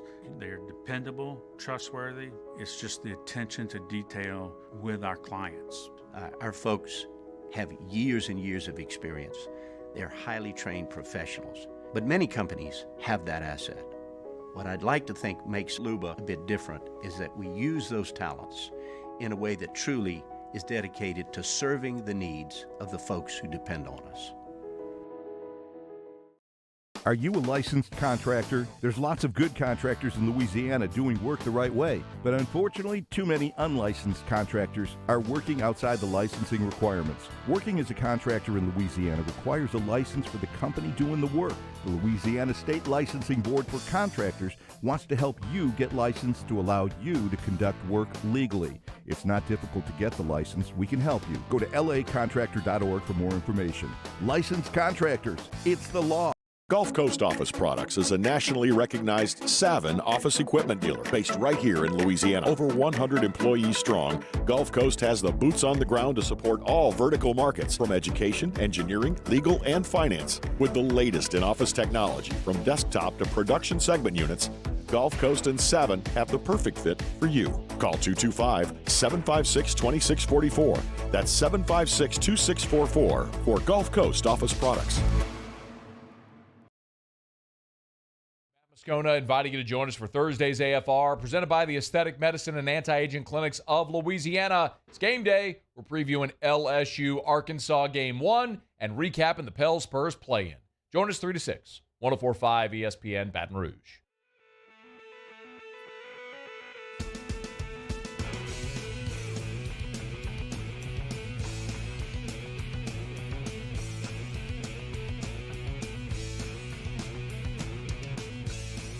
Hunt and Hill, 104.5 ESPN Baton Rouge. We started to get kind of into the draft. We're making some plans around here about what we're going to do for the draft. Expect some exciting stuff coming up for that. And we'll start talking about that a lot over the next 2 weeks. I think 2 weeks from tonight is the NFL draft. And started to read some stories about it and kind of some thoughts on what teams may do, what teams are looking at. And as I go through and look at the NFC South, the Saints division, obviously, there's quarterback questions everywhere. And it led me to the question, is the NFC South the worst quarterback division in the NFL? Of course, you've got Tom Brady over there in Tampa, who's 104 but playing at an elite level. Jameis, Marcus Mariota, and Sam Darnold. Is that the worst division quarterback-wise in the NFL? I've got some options. Shoot, I think AFC South may be up there. AFC South, I think, is not as bad. I mean, Tannehill is not great. Trevor Lawrence is not great. Matt Ryan is fine, and Davis Mills is fine. I mean, Brady's is the buoy that rises all boats. But I've got the AFC South on there. The NFC East has got Dak, Jalen Hurts, Carson Wentz, and Daniel Jones. That's not great. Taylor Sharp thinks that's the worst one in NFC East. He thinks all those guys stink. He probably doesn't even like his own quarterback over there. But he's shaking his head. But yeah, I think I mean, I won't go NFC South the worst because I have seen Jameis throw for 30 touchdowns. I know it's 30 picks attached to that, but I mean, yeah, if you want to put 5,000 yards and 30 touchdowns, I mean, you can change that narrative real quick. Yeah, so I think I would say AFC South, man. I don't love Tannehill. Obviously, Matt Ryan's on the back end. We don't know what he's going to look like in Indy. It could go really well, it could go really bad. And obviously, Trevor Lawrence had one of the worst seasons we've ever seen. And Davis, I know the Texans love Davis Mills, but I just haven't seen enough for him to really, put him in that category where, yeah, you can go take your team to the playoffs and win a playoff game. I wouldn't put him in that category.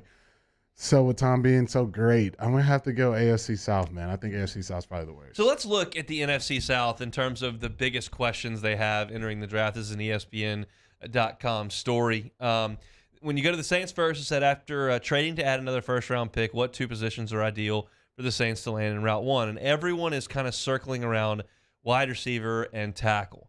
And I feel like with the Saints, we always have a narrative in what we think they're going to do, and they very rarely do it in the first round. Generally, they've gotten back around to it later on, but they have been such a best player available organization that if they see someone who's a corner or an edge rusher or a safety, I think they're going to take them in the first round. Every mock draft you look at has got like Charles Cross left tackle or has got, whatever maybe available at wide receiver, whether it's Jamison Williams or they all have the same two positions, and the Saints just rarely do that, I feel like. Yeah, I think for the Saints, you want the most impact players you can have on the field, especially when you're talking high first round, second round picks, and a lot of the times, the most talented guys are the guys you're going to be offering a contract extension to in 3 or 4 years. So I think that's probably a model that I think will never go old, especially when you got a team that you feel like still has a lot of talent on the roster, still feel like can challenge for the division and is right there. You want to get guys on that field that can really play early on, especially guys who can impact the game. So if the Saints did decide to go that route, I don't think it would be the worst idea because you'd be getting an impact player, especially when you trade to, get more, draft compensation for the first round. You want impact players, and I don't think that would be a bad idea if they went that route. So we'll see. That's something we'll have a discussion on, but I wanted to go through the rest of the division as well. Last year entering the draft, Tampa returned all 22 starters on offense and defense from a Super Bowl team. They could kind of do whatever they wanted in the draft, which I guess technically you can still do that. But this year, interior defensive line and Ndamukong Suh is gone. Jason Pierre-Paul has moved on as an edge rusher.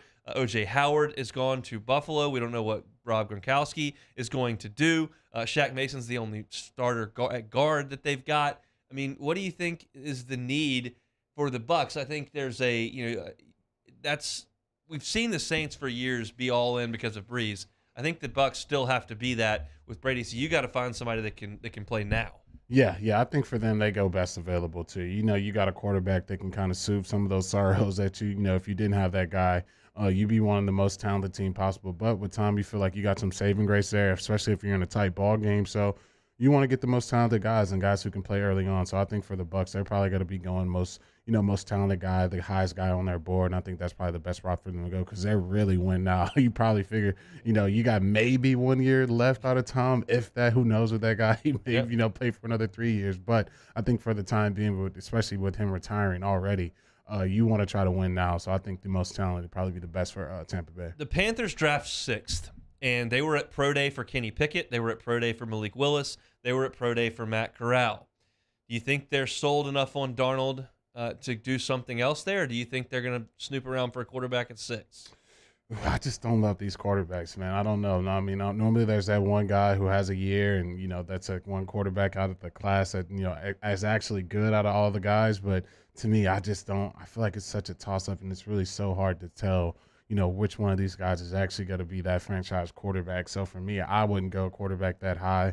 We just saw the Giants kind of stretch out with Daniel Jones, and How's that go going? after. Yeah, normally it doesn't go great when you pick a guy that high who really isn't a franchise changer. So if I'm the Panthers, I'm also sticking in that camp of just trying to get talented guys on your roster. I know they're trying to get rid of Christian McCaffrey and get some compensation for that. Maybe they can do something, draft day with that, but.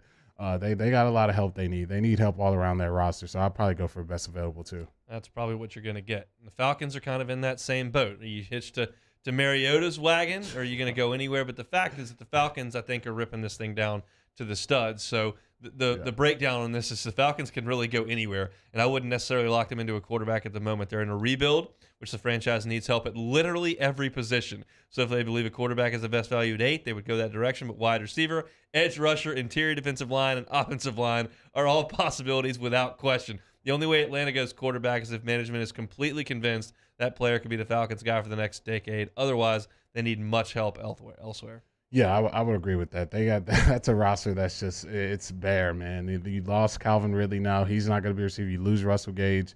They got Kyle Pitts. That's probably the only thing that they have on that team right now that you can look at and be like, okay, we feel good about this. But everywhere else, they just got so much work to do. So, with that being said, I don't see a quarterback that's worth that high going after. So you probably, if anything, I would trade down and try to get more first round picks. See if one of these other teams really love one of these quarterbacks and try to trade down and get more first-round picks and try to build a team that way? The answer to this question is both, but I guess I would say which one do you spend more time on?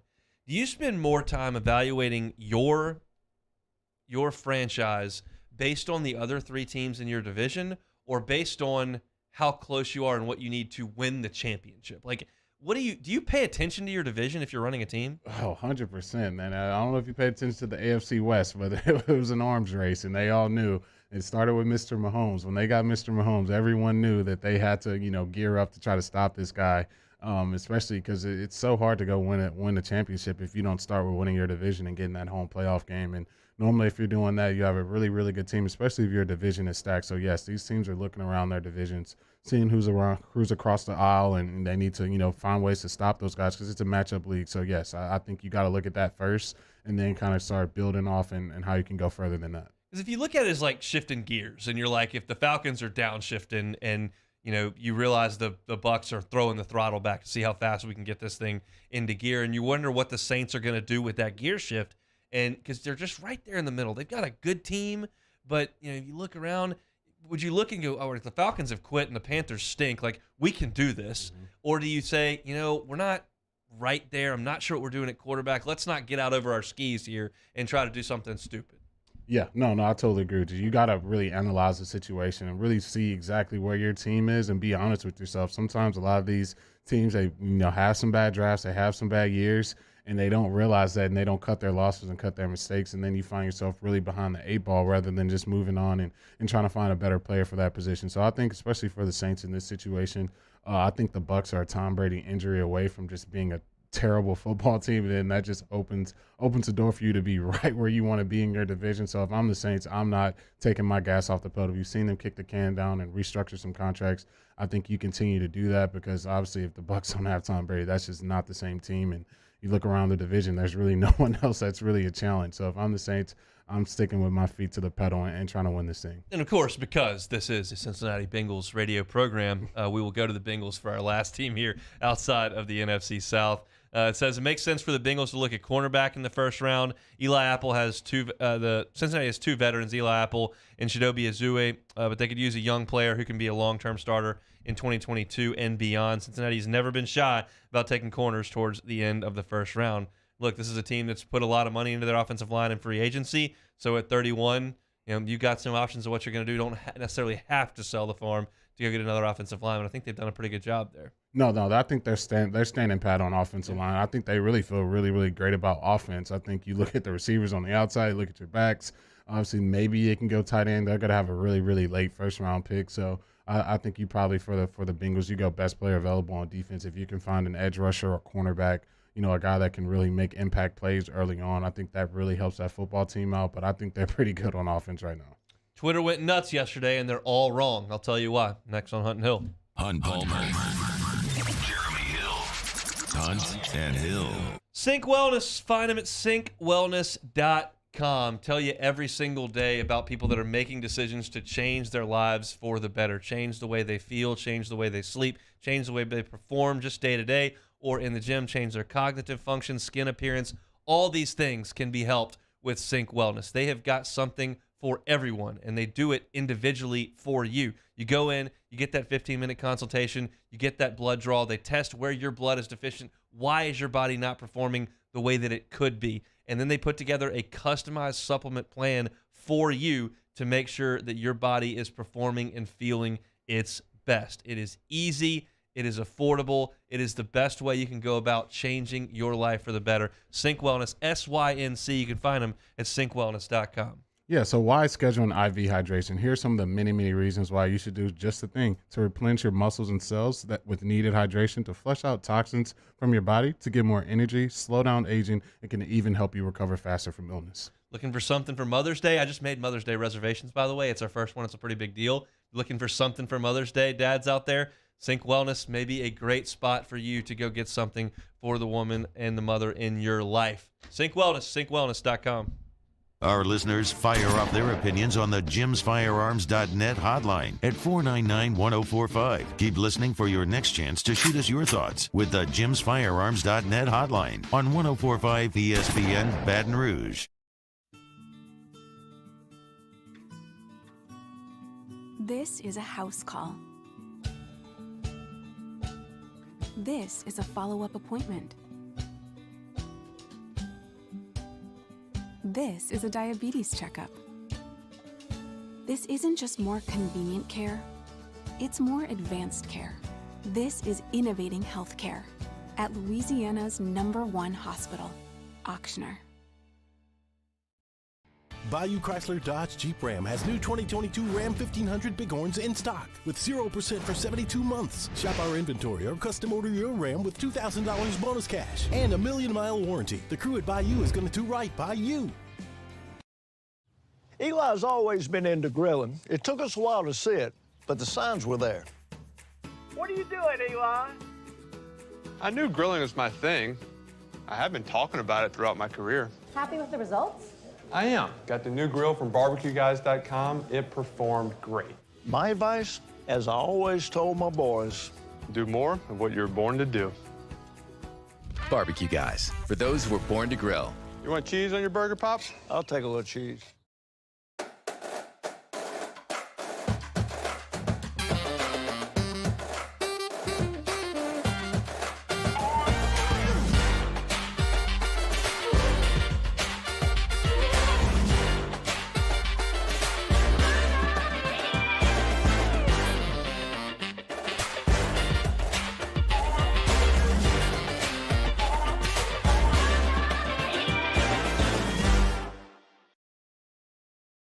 ServiceMaster Elite create clean, disinfected work environments.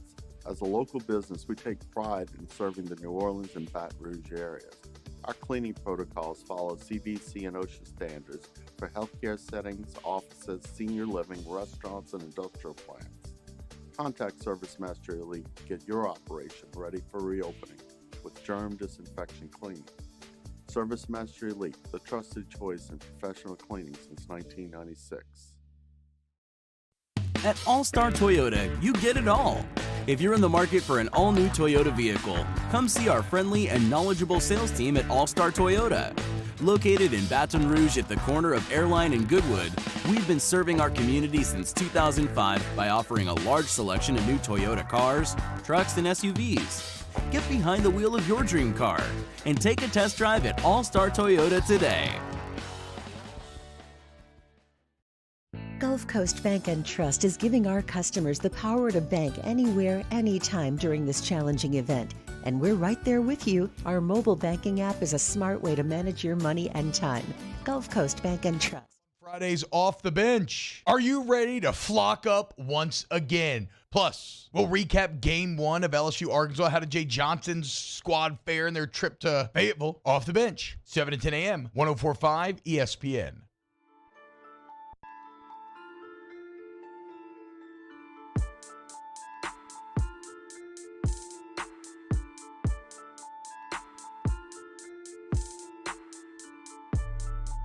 This is Hunt and Hill on 104.5 ESPN Baton Rouge. Twitter was up in arms yesterday. Everybody was all hot and bothered because Clayton Kershaw had a perfect game through 7 innings and was lifted after 80 pitches. Jeremy Hill, your thoughts on that decision by the Dodgers, which everyone is just freaking out about online. What are they, not even 10 games into the season, and we're already freaking out already? But look, man, they obviously got a plan for Clayton. Obviously, he's had some injuries in the past, and they didn't want to, stretch him out too much. I thought 80 was a really, small number. I think you shot him out there for the 8th inning just to see what happens. If he gives up a hit, obviously you pull him. But, hey, that's what they want to do. They want to, want him healthy for the playoff run that they're obviously going to have. And so I'm not too upset. I know people are just really, really mad at it, but – they got a plan. They're sticking to it. I can't be too mad at that. Michael Wilbon was just like total old man yells at cloud yesterday. These stupid nerds in baseball ruining the sport. Nobody wants to watch it. They're idiots. They're ruining it. I hate them. Just yelling and screaming. Everybody on Twitter saying it's a disaster. You've got to go out there. Jeff Passan says, we've played hundreds of thousands of baseball games over the almost century and a half long deal, and we've had only 23 perfect games ever. And I understand all of that. Here's the deal. I laid this out when we talked about tanking in the NBA and load management in the NBA last week. You were out, but I talked about how I'm fine with it because the only reason I show up in sports is to win championships. And there are lots of people who don't feel that way. They view it as an entertainment product, something to enjoy, and that's fine. But personally, if I'm a Dodgers fan or a member of the Dodgers, I'm not in it for a perfect game. That's all fine and dandy and cool, and it's great to see a perfect game. I'm in it to win the World Series. Win the World Series, far more important than going out there and seeing a perfect game, which would be cool. Mm-hmm. The fact of the matter is Clayton Kershaw has been in the Major League Baseball for 15 years. He has thrown 2,500 innings. He has missed parts of the last 4 seasons with injuries related to his arm and shoulder.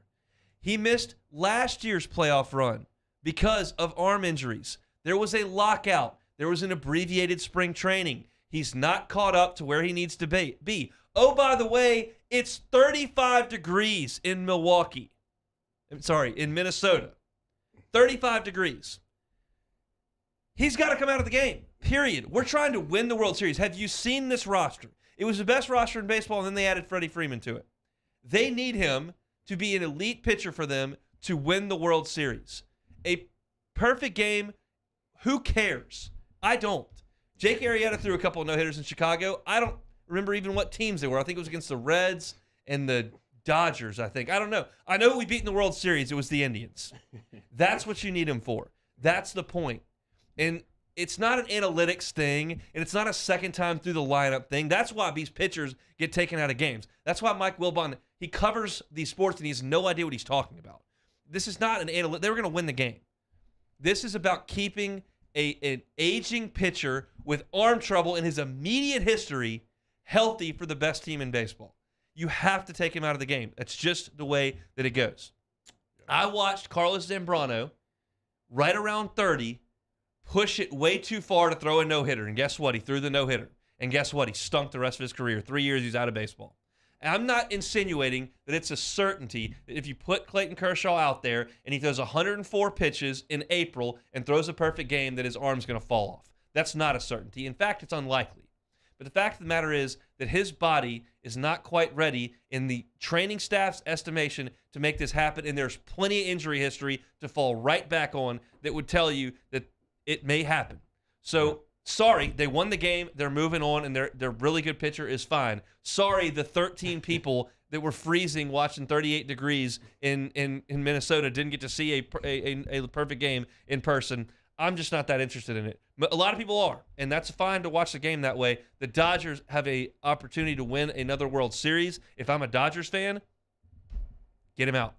Yeah, get them out for sure. And you won the game. I could see if they somehow found a way to lose that game, I could see maybe people being a little more upset than what they actually were. But I think this season more than ever, you lose Max Scherzer to the Mets. Now if Clayton comes out of the lineup, you don't have that third or fourth pitcher that you can point to. It's pretty much Walker Buehler and Clayton. So you really, really need Clayton out there pitching, especially the way he's pitching right now. If he's going to go out there dealing like that, seems like nobody could touch his slider. He's pitching it right there for strikeouts time and time again. You want him for the latter half of the season. I'm not going to get too up in arms about a game in April, especially this early on in the season. Nookie says, Hunt, don't do this to me. I don't even know who you are anymore. Sorry, Nook. We're playing for keeps. We're trying to win championships, not so people can keep a ticket stub and put a baseball in Cooperstown. Clayton Kershaw's thrown no-hitters. He's got Cy Youngs. He's got an MVP. He's got a World Series title. They got more to get to. I'm just not necessarily all geeked up about seeing something that doesn't happen very often. That's just not why I'm in the game. And it's why, and look, I'll admit this. I'm in the minority on this. And it may be a reason that people don't want to watch sports as much. It may be because the NBA players are sitting at times that people don't want to go to games and don't want to tune in. It may be that that's why baseball interest is dwindling. I'm not the chief consumer because the NBA is not going to get me. I'm just not all fired up about it. And the Cubs are always going to have me. So I'm irrelevant to the people calling the shots and dictating what may drum up interest. I'm just telling you the way that sports franchises are looking at this thing. And that's why the Nationals treated Steven Strasburg with kid gloves forever. And eventually they won a World Series. And it's why at 34 with 2,500 innings under his belt, that Clayton Kershaw has got to be dealt with kids gloves, especially when it's 37 degrees outside. Yeah, no, I think it's sometimes there's hypocrisy between fans and their organizations. Obviously, these organizations are investing millions upon millions of dollars in these ace pitchers. You don't have a penny invested in them, so of course you want them to go out there and pitch 120, 30 pitches. What do you have to lose for these teams? Obviously, they want to win World Series. They want to win a lot of games. They want to keep their players healthy.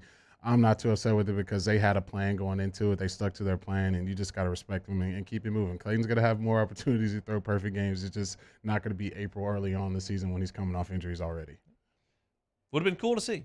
Fine. But, it's cooler winning the World Series, and the Dodgers have the best team in baseball. That will be their goal. All right, one more time out here on a Thursday. We got a loaded edition of Take It or Leave It. That's coming up next on Hunt and Hill. This is Hunt and Hill on 104.5 ESPN Baton Rouge. The Baton Rouge Clinic brings you the 2022 Dreams Come True Radiothon. Help make a dream come true for a Louisiana child with a life-threatening illness today by making your donation at 1045ESPN.com.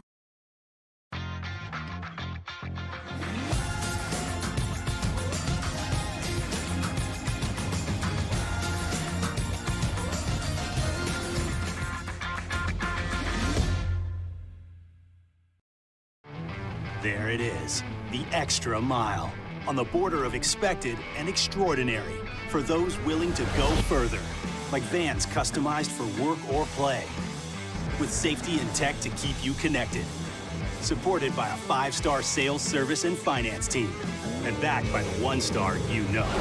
So go the extra mile. It's never crowded, because so few have what it takes to go there. Mercedes-Benz Vans. If home is where the heart is, a roof is a shield. That's why for over 25 years, South Louisiana always turns to Garcia Roofing and Sheet Metal. For more information, visit garciadidmyroof.com. This isn't just another day. It's so much more. Kelly's life was put on hold when her auctioneer primary care doctor discovered a rare blood disorder. Her doctor connected her to an auctioneer care team of cancer, heart, and kidney specialists. With multiple primary care locations around Baton Rouge, same-day appointments, and online scheduling, we're relentless about keeping you healthy. Auctioneer Baton Rouge, innovating healthcare for Kelly. If you're in a an accident, a car accident, a slip and fall where you're injured, you need to call an attorney. The defendant insurance company, it's their goal to close the case as quickly as possible and pay out the least amount of money as possible. That's why it's important to call an attorney and call the law offices of O.C. Brown. At the law office of O.C. Brown, we're a family-owned firm. We want to be your law firm for a lifetime. And this year, 2022, it's time to finally treat yourself. Bring your boat to the next level with front-to-back boat service. You want the latest and greatest marine technology? You want to go to the place that has not one, but two NMEA certified techs. Family owned and operated by the Sherman family for 30 years. Front to Back is the answer in Baton Rouge for all of your custom boat needs. So head to fronttobackboatservice.com or find them on Facebook, Front to Back Boat Service. Hey, look what I found! The motivation I needed to live healthier. My new favorite sport. I found my groove. I found I'm part fish. My second win when I needed it most. I found more than a gym. The affordable childcare this mom needed. Time for myself. We found our why. Have you found yours? At All-Star Toyota, you get it all. If you're in the market for an all-new Toyota vehicle, come see our friendly and knowledgeable sales team at All-Star Toyota. Located in Baton Rouge at the corner of Airline and Goodwood, we've been serving our community since 2005 by offering a large selection of new Toyota cars, trucks, and SUVs. Get behind the wheel of your dream car and take a test drive at All-Star Toyota today. I've been doing business with Luba for 25 years. They're dependable, trustworthy. It's just the attention to detail with our clients. Our folks have years and years of experience. They're highly trained professionals, but many companies have that asset. What I'd like to think makes Luba a bit different is that we use those talents in a way that truly is dedicated to serving the needs of the folks who depend on us.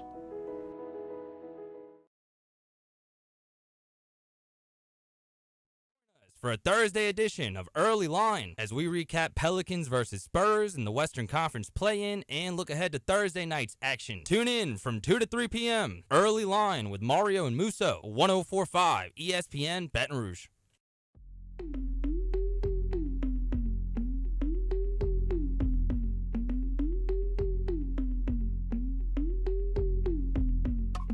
Hunt and Hill, 104.5 ESPN Baton Rouge. Closing up shop here. Thursday edition of Hunt and Hill. Let's do some take it or leave it, and then we'll talk a little LSU baseball to finish out the show. I'll crank it up first. Zion Williamson was seen warming up for the Pels and Spurs playing game, throwing down big dunks, 360 windmill. The Pelicans should allow Zion to play in the postseason. Take it or leave it. I'm going to leave it because I don't think they're going to get into the actual playoffs. I think the Clippers are going to clip them before they even get there. But, yeah, man, Zion looked good, man. I know he's probably trying to get in actual playing shape, but I don't see any, limping around or any, gips, in his walk and his strut. He looks pretty good to me, but I'm sure they're going to be very, very cautious with him. So I'm going to leave this one. I don't think we'll be seeing Zion this season, but he does look like he can play in a basketball game right now. All right, a week after competing in the Masters, Tiger Woods has committed to play in the J.P. McManus Pro-Am in Limerick Island. The week before the Open Championship, are you taking or leaving? It's more likely Tiger wins a tournament before another major. I mean, he's not going to play in many tournaments that aren't majors moving forward. He'll play in a few. It's probably more likely he wins a non-major than a major. But it's big news that he is going to play in that Pro-Am in Ireland the week before the Open Championship, because that means he's putting all his eggs in that Open Championship basket at St. Andrews. It's short. It's, of course, he's won on before. He knows it. It's very playable for his style of play at this age, and he's going to go over there to try to get his game in tune for links golf by playing in that Pro-Am beforehand. So I don't know what he's going to do for the U.S. Open and PGA, but I think he's got everything firing towards that Open Championship, which is the best decision for him, I think. After they acquired Deshaun Watson, after the acquisition of Deshaun Watson, Baker Mayfield says he's disrespected by the Browns front office, saying that he was told one thing, they proceeded to do another. The Browns treated Baker Mayfield disrespectfully. Take it or leave it. I'm going to leave that, man. I think Baker knew the writing on the wall. The second they put Deshaun on that private jet and brought him into Cleveland. I think there is no shocker there. And obviously he's admitted to his level of play and his performance. And I don't think, the Buffalo Bills are taking any calls for a quarterback, or the Chiefs are taking any calls for a quarterback. I don't think the Chargers or the Bengals or any of those teams are taking calls for quarterbacks. I think that's a direct reflection of Baker Mayfield's play. It's unfortunate, being a number one pick. He's putting himself in a rare category of being with Jamarcus Russell as first-round picks, number one overall picks to not finish their rookie contracts. It's not a great group to be in. So Baker, hopefully he can, figure this thing out, and maybe a team will give him a chance to be a starting quarterback. Just won't be with the Cleveland Browns. He said that he's had 4 coaches in 4 years, 4 coordinators in 4 years, just been a whirlwind. And I understand where he's coming from. The fact is that it's just not a good look to do that. It doesn't exonerate you or make anyone think better of you for you to come on and say the situation sucks, that's why I can't do it. What you've got to do is just swallow it. You got to go up there and go, they've got an organization to run. I've got a job to do. I'm going to continue to do that job. Can't wait to get out there with my guys. You don't look any better sitting on the couch with your dog doing this podcast saying, well, they keep getting new coaches and new coordinators and they keep lying to me, so I'm disrespectful. Like that, no one sympathizes. They just don't. It's your job to go out there and play. Yep. All right. While doing play-by-play for the Cubs, former Bears sideline reporter Zach Zaidman has not stopped hearing it from Cubs fans for how bad his call was on the Seiya Suzuki home run. Are you taking or leaving? Zach Zaidman should be held to the same standard as legendary play-by-play Pat Hughes. Zach Zaidman is terrible. He's so bad. His role on the Cubs broadcast, he does stats in the background, and whenever Pat Hughes makes a joke, you can hear him cackling in the background. It sounds like this. It's so distracting. And then when Pat Hughes takes the 5th inning off, Zaidman comes in and calls it, and it is just terrible. This is not the way I want to do it, but I forgot to tell Casey about the sound. So if you can hear this, this is the call that he made of Seiya Suzuki's tie-breaking home run to give the Cubs a lead. This is our new player who's like the face of the franchise now. This was Zaidman giving his big shot to make the call. Here's the payoff pitch to Suzuki. Hit in the air, deep right center field. Giving chase is Reynolds. He's at the track. He looks up, and this one is gone. Seiya Suzuki with his 2nd home run in the major leagues. Going the opposite way, and the Cubs take the lead. That is what you do if the other team hits a home run. If you hit a home run, that's a fly ball, deep left center field. That's got a chance. It's gone. Give me some emotion, Zaidman. He's just a robot. He's terrible. Everyone doesn't like him. Pat Hughes is getting older. I'm very terrified that they're going to decide Zaidman is the guy. That would be a disaster. I don't like him. I don't know where he even found this take it or leave it. All Cubs Twitter was up in arms yesterday, and I was as well. I cannot handle Zach Zaidman. He's so boring. I do not like him at all. Billy Napier, Florida head coach, on record saying we will wear all black uniforms here at the University of Florida. The Gators in all black in the swamp. Take it or leave it. I'll leave it, man. It just looks weird. I think blue and orange is, it's not the greatest combination, but it's, it's Florida. What's what they're known for, man. You see the blue tops, the white pants. Just go out there, try it out there with your orange helmets and play some football. All black. I know they got the Jordan sponsor now, but I don't know if I'm liking all black on the Florida unis, man. I don't know if I'm feeling that all the way. I mean, everyone already knows where I stand on this. I think it's utterly ridiculous. But he did redeem himself in the quote, which I intentionally left out, because he said they're going to wear all black uniforms and then auction them off for great causes, for children's stuff, for homeless, or so they were going to make a good cause out of going ahead and wearing the all black uniforms. But to me, Florida, I think the blue and orange look great. I think the combinations look good. I think they look good in the all blue. I love Florida's uniforms. I think that wearing all black is an absolute disaster because, they're not black. They don't have black in their school colors. It's not Georgia. It's just you don't wear black, but they were planning on doing that anyway. So that is Take It or Leave It for today, a Thursday edition of Hunt and Hill. All right, tonight, LSU and Arkansas, 6:30. Mikhail Hilliard on the mound. Connor Nolan gets the ball for Arkansas. We previewed this game in the first hour, first segment, and in the second segment had our guest on from Northwest Arkansas. That was Andrew Ellis of hogsports.com. Your thoughts on the game tonight and how things go at Baum? Ooh, it's gonna be tough, man. Connor's dealing. If he's getting that slider going, it's gonna be a long, long day. I think Arkansas wins tonight, and I think the Tigers win tomorrow. It's going to be a toss-up on Sunday. I'm gonna be safe here, man. I think Arkansas splits. I think they win too, and we win one this weekend. We'll see tonight. I just want to see LSU put up a battle against Connor Nolan. The fastball is very hittable. He throws a lot of strikes. The slider is electric. It is so good, and that's what makes things really tough on right-handed hitters. They're going to stack that thing with left-handers today. You're going to see obviously Trey Morgan. You're going to see Barry. You're going to see Joe Barry. You're going to see Pearson. You're probably going to see DiGiacomo. I mean, you're going to see a lot of left-handed hitters in that lineup to deal with that slider that he's got. And obviously Cruz and Doty and company from the right side have got to find the fastballs and try to hammer those. And you got to play good defense because you figure you're probably not going to score a ton of runs in this game. But I hope LSU can assert itself a little bit more than it has against front nine starters all year. I had someone on Twitter when I laid out the stats earlier this morning about how LSU struggled against a really good arm. Said nobody scores on those guys. I was like, yeah, but if you want to be a championship level team, you have to. I mean, you know how Mississippi State won a championship last year? They knocked Kumar Rocker all over the yard in Game 3 of the College World Series Final and won the national championship. I'm not trying to win a national championship tonight, but I'm telling you that you've got to, if you're going to be an offensive team, your offense has got to show up against the good teams, and they're certainly going to see that tonight. So very much looking forward to that one. 6:30 first pitch. You can catch the pregame at 6 o'clock over on our sister station, Eagle 98.1. That's it for us. Andrew Ellis and some LSU Arkansas in the first hour, as well as some Pels and Spurs talk. We talked football here in the second hour, some NFL draft, and some Brian Kelly, a Ross Dellinger piece. Coming up tomorrow, we are fired up. We will talk to Ryan Schimpf of Angel Oak Home Loans, and we'll talk LSU Arkansas as well as look forward to the weekend and the Pels in the play-in game. Matt's going to drive you home from 3 to 6. Jimmy Ott's Game Time from 6 to 8 on this channel right here, 104.5 ESPN. Mario and Musso coming up next with your early line. Y'all have a great Thursday. We are back on Good Friday, so we'll see you tomorrow on Hunt and Hill.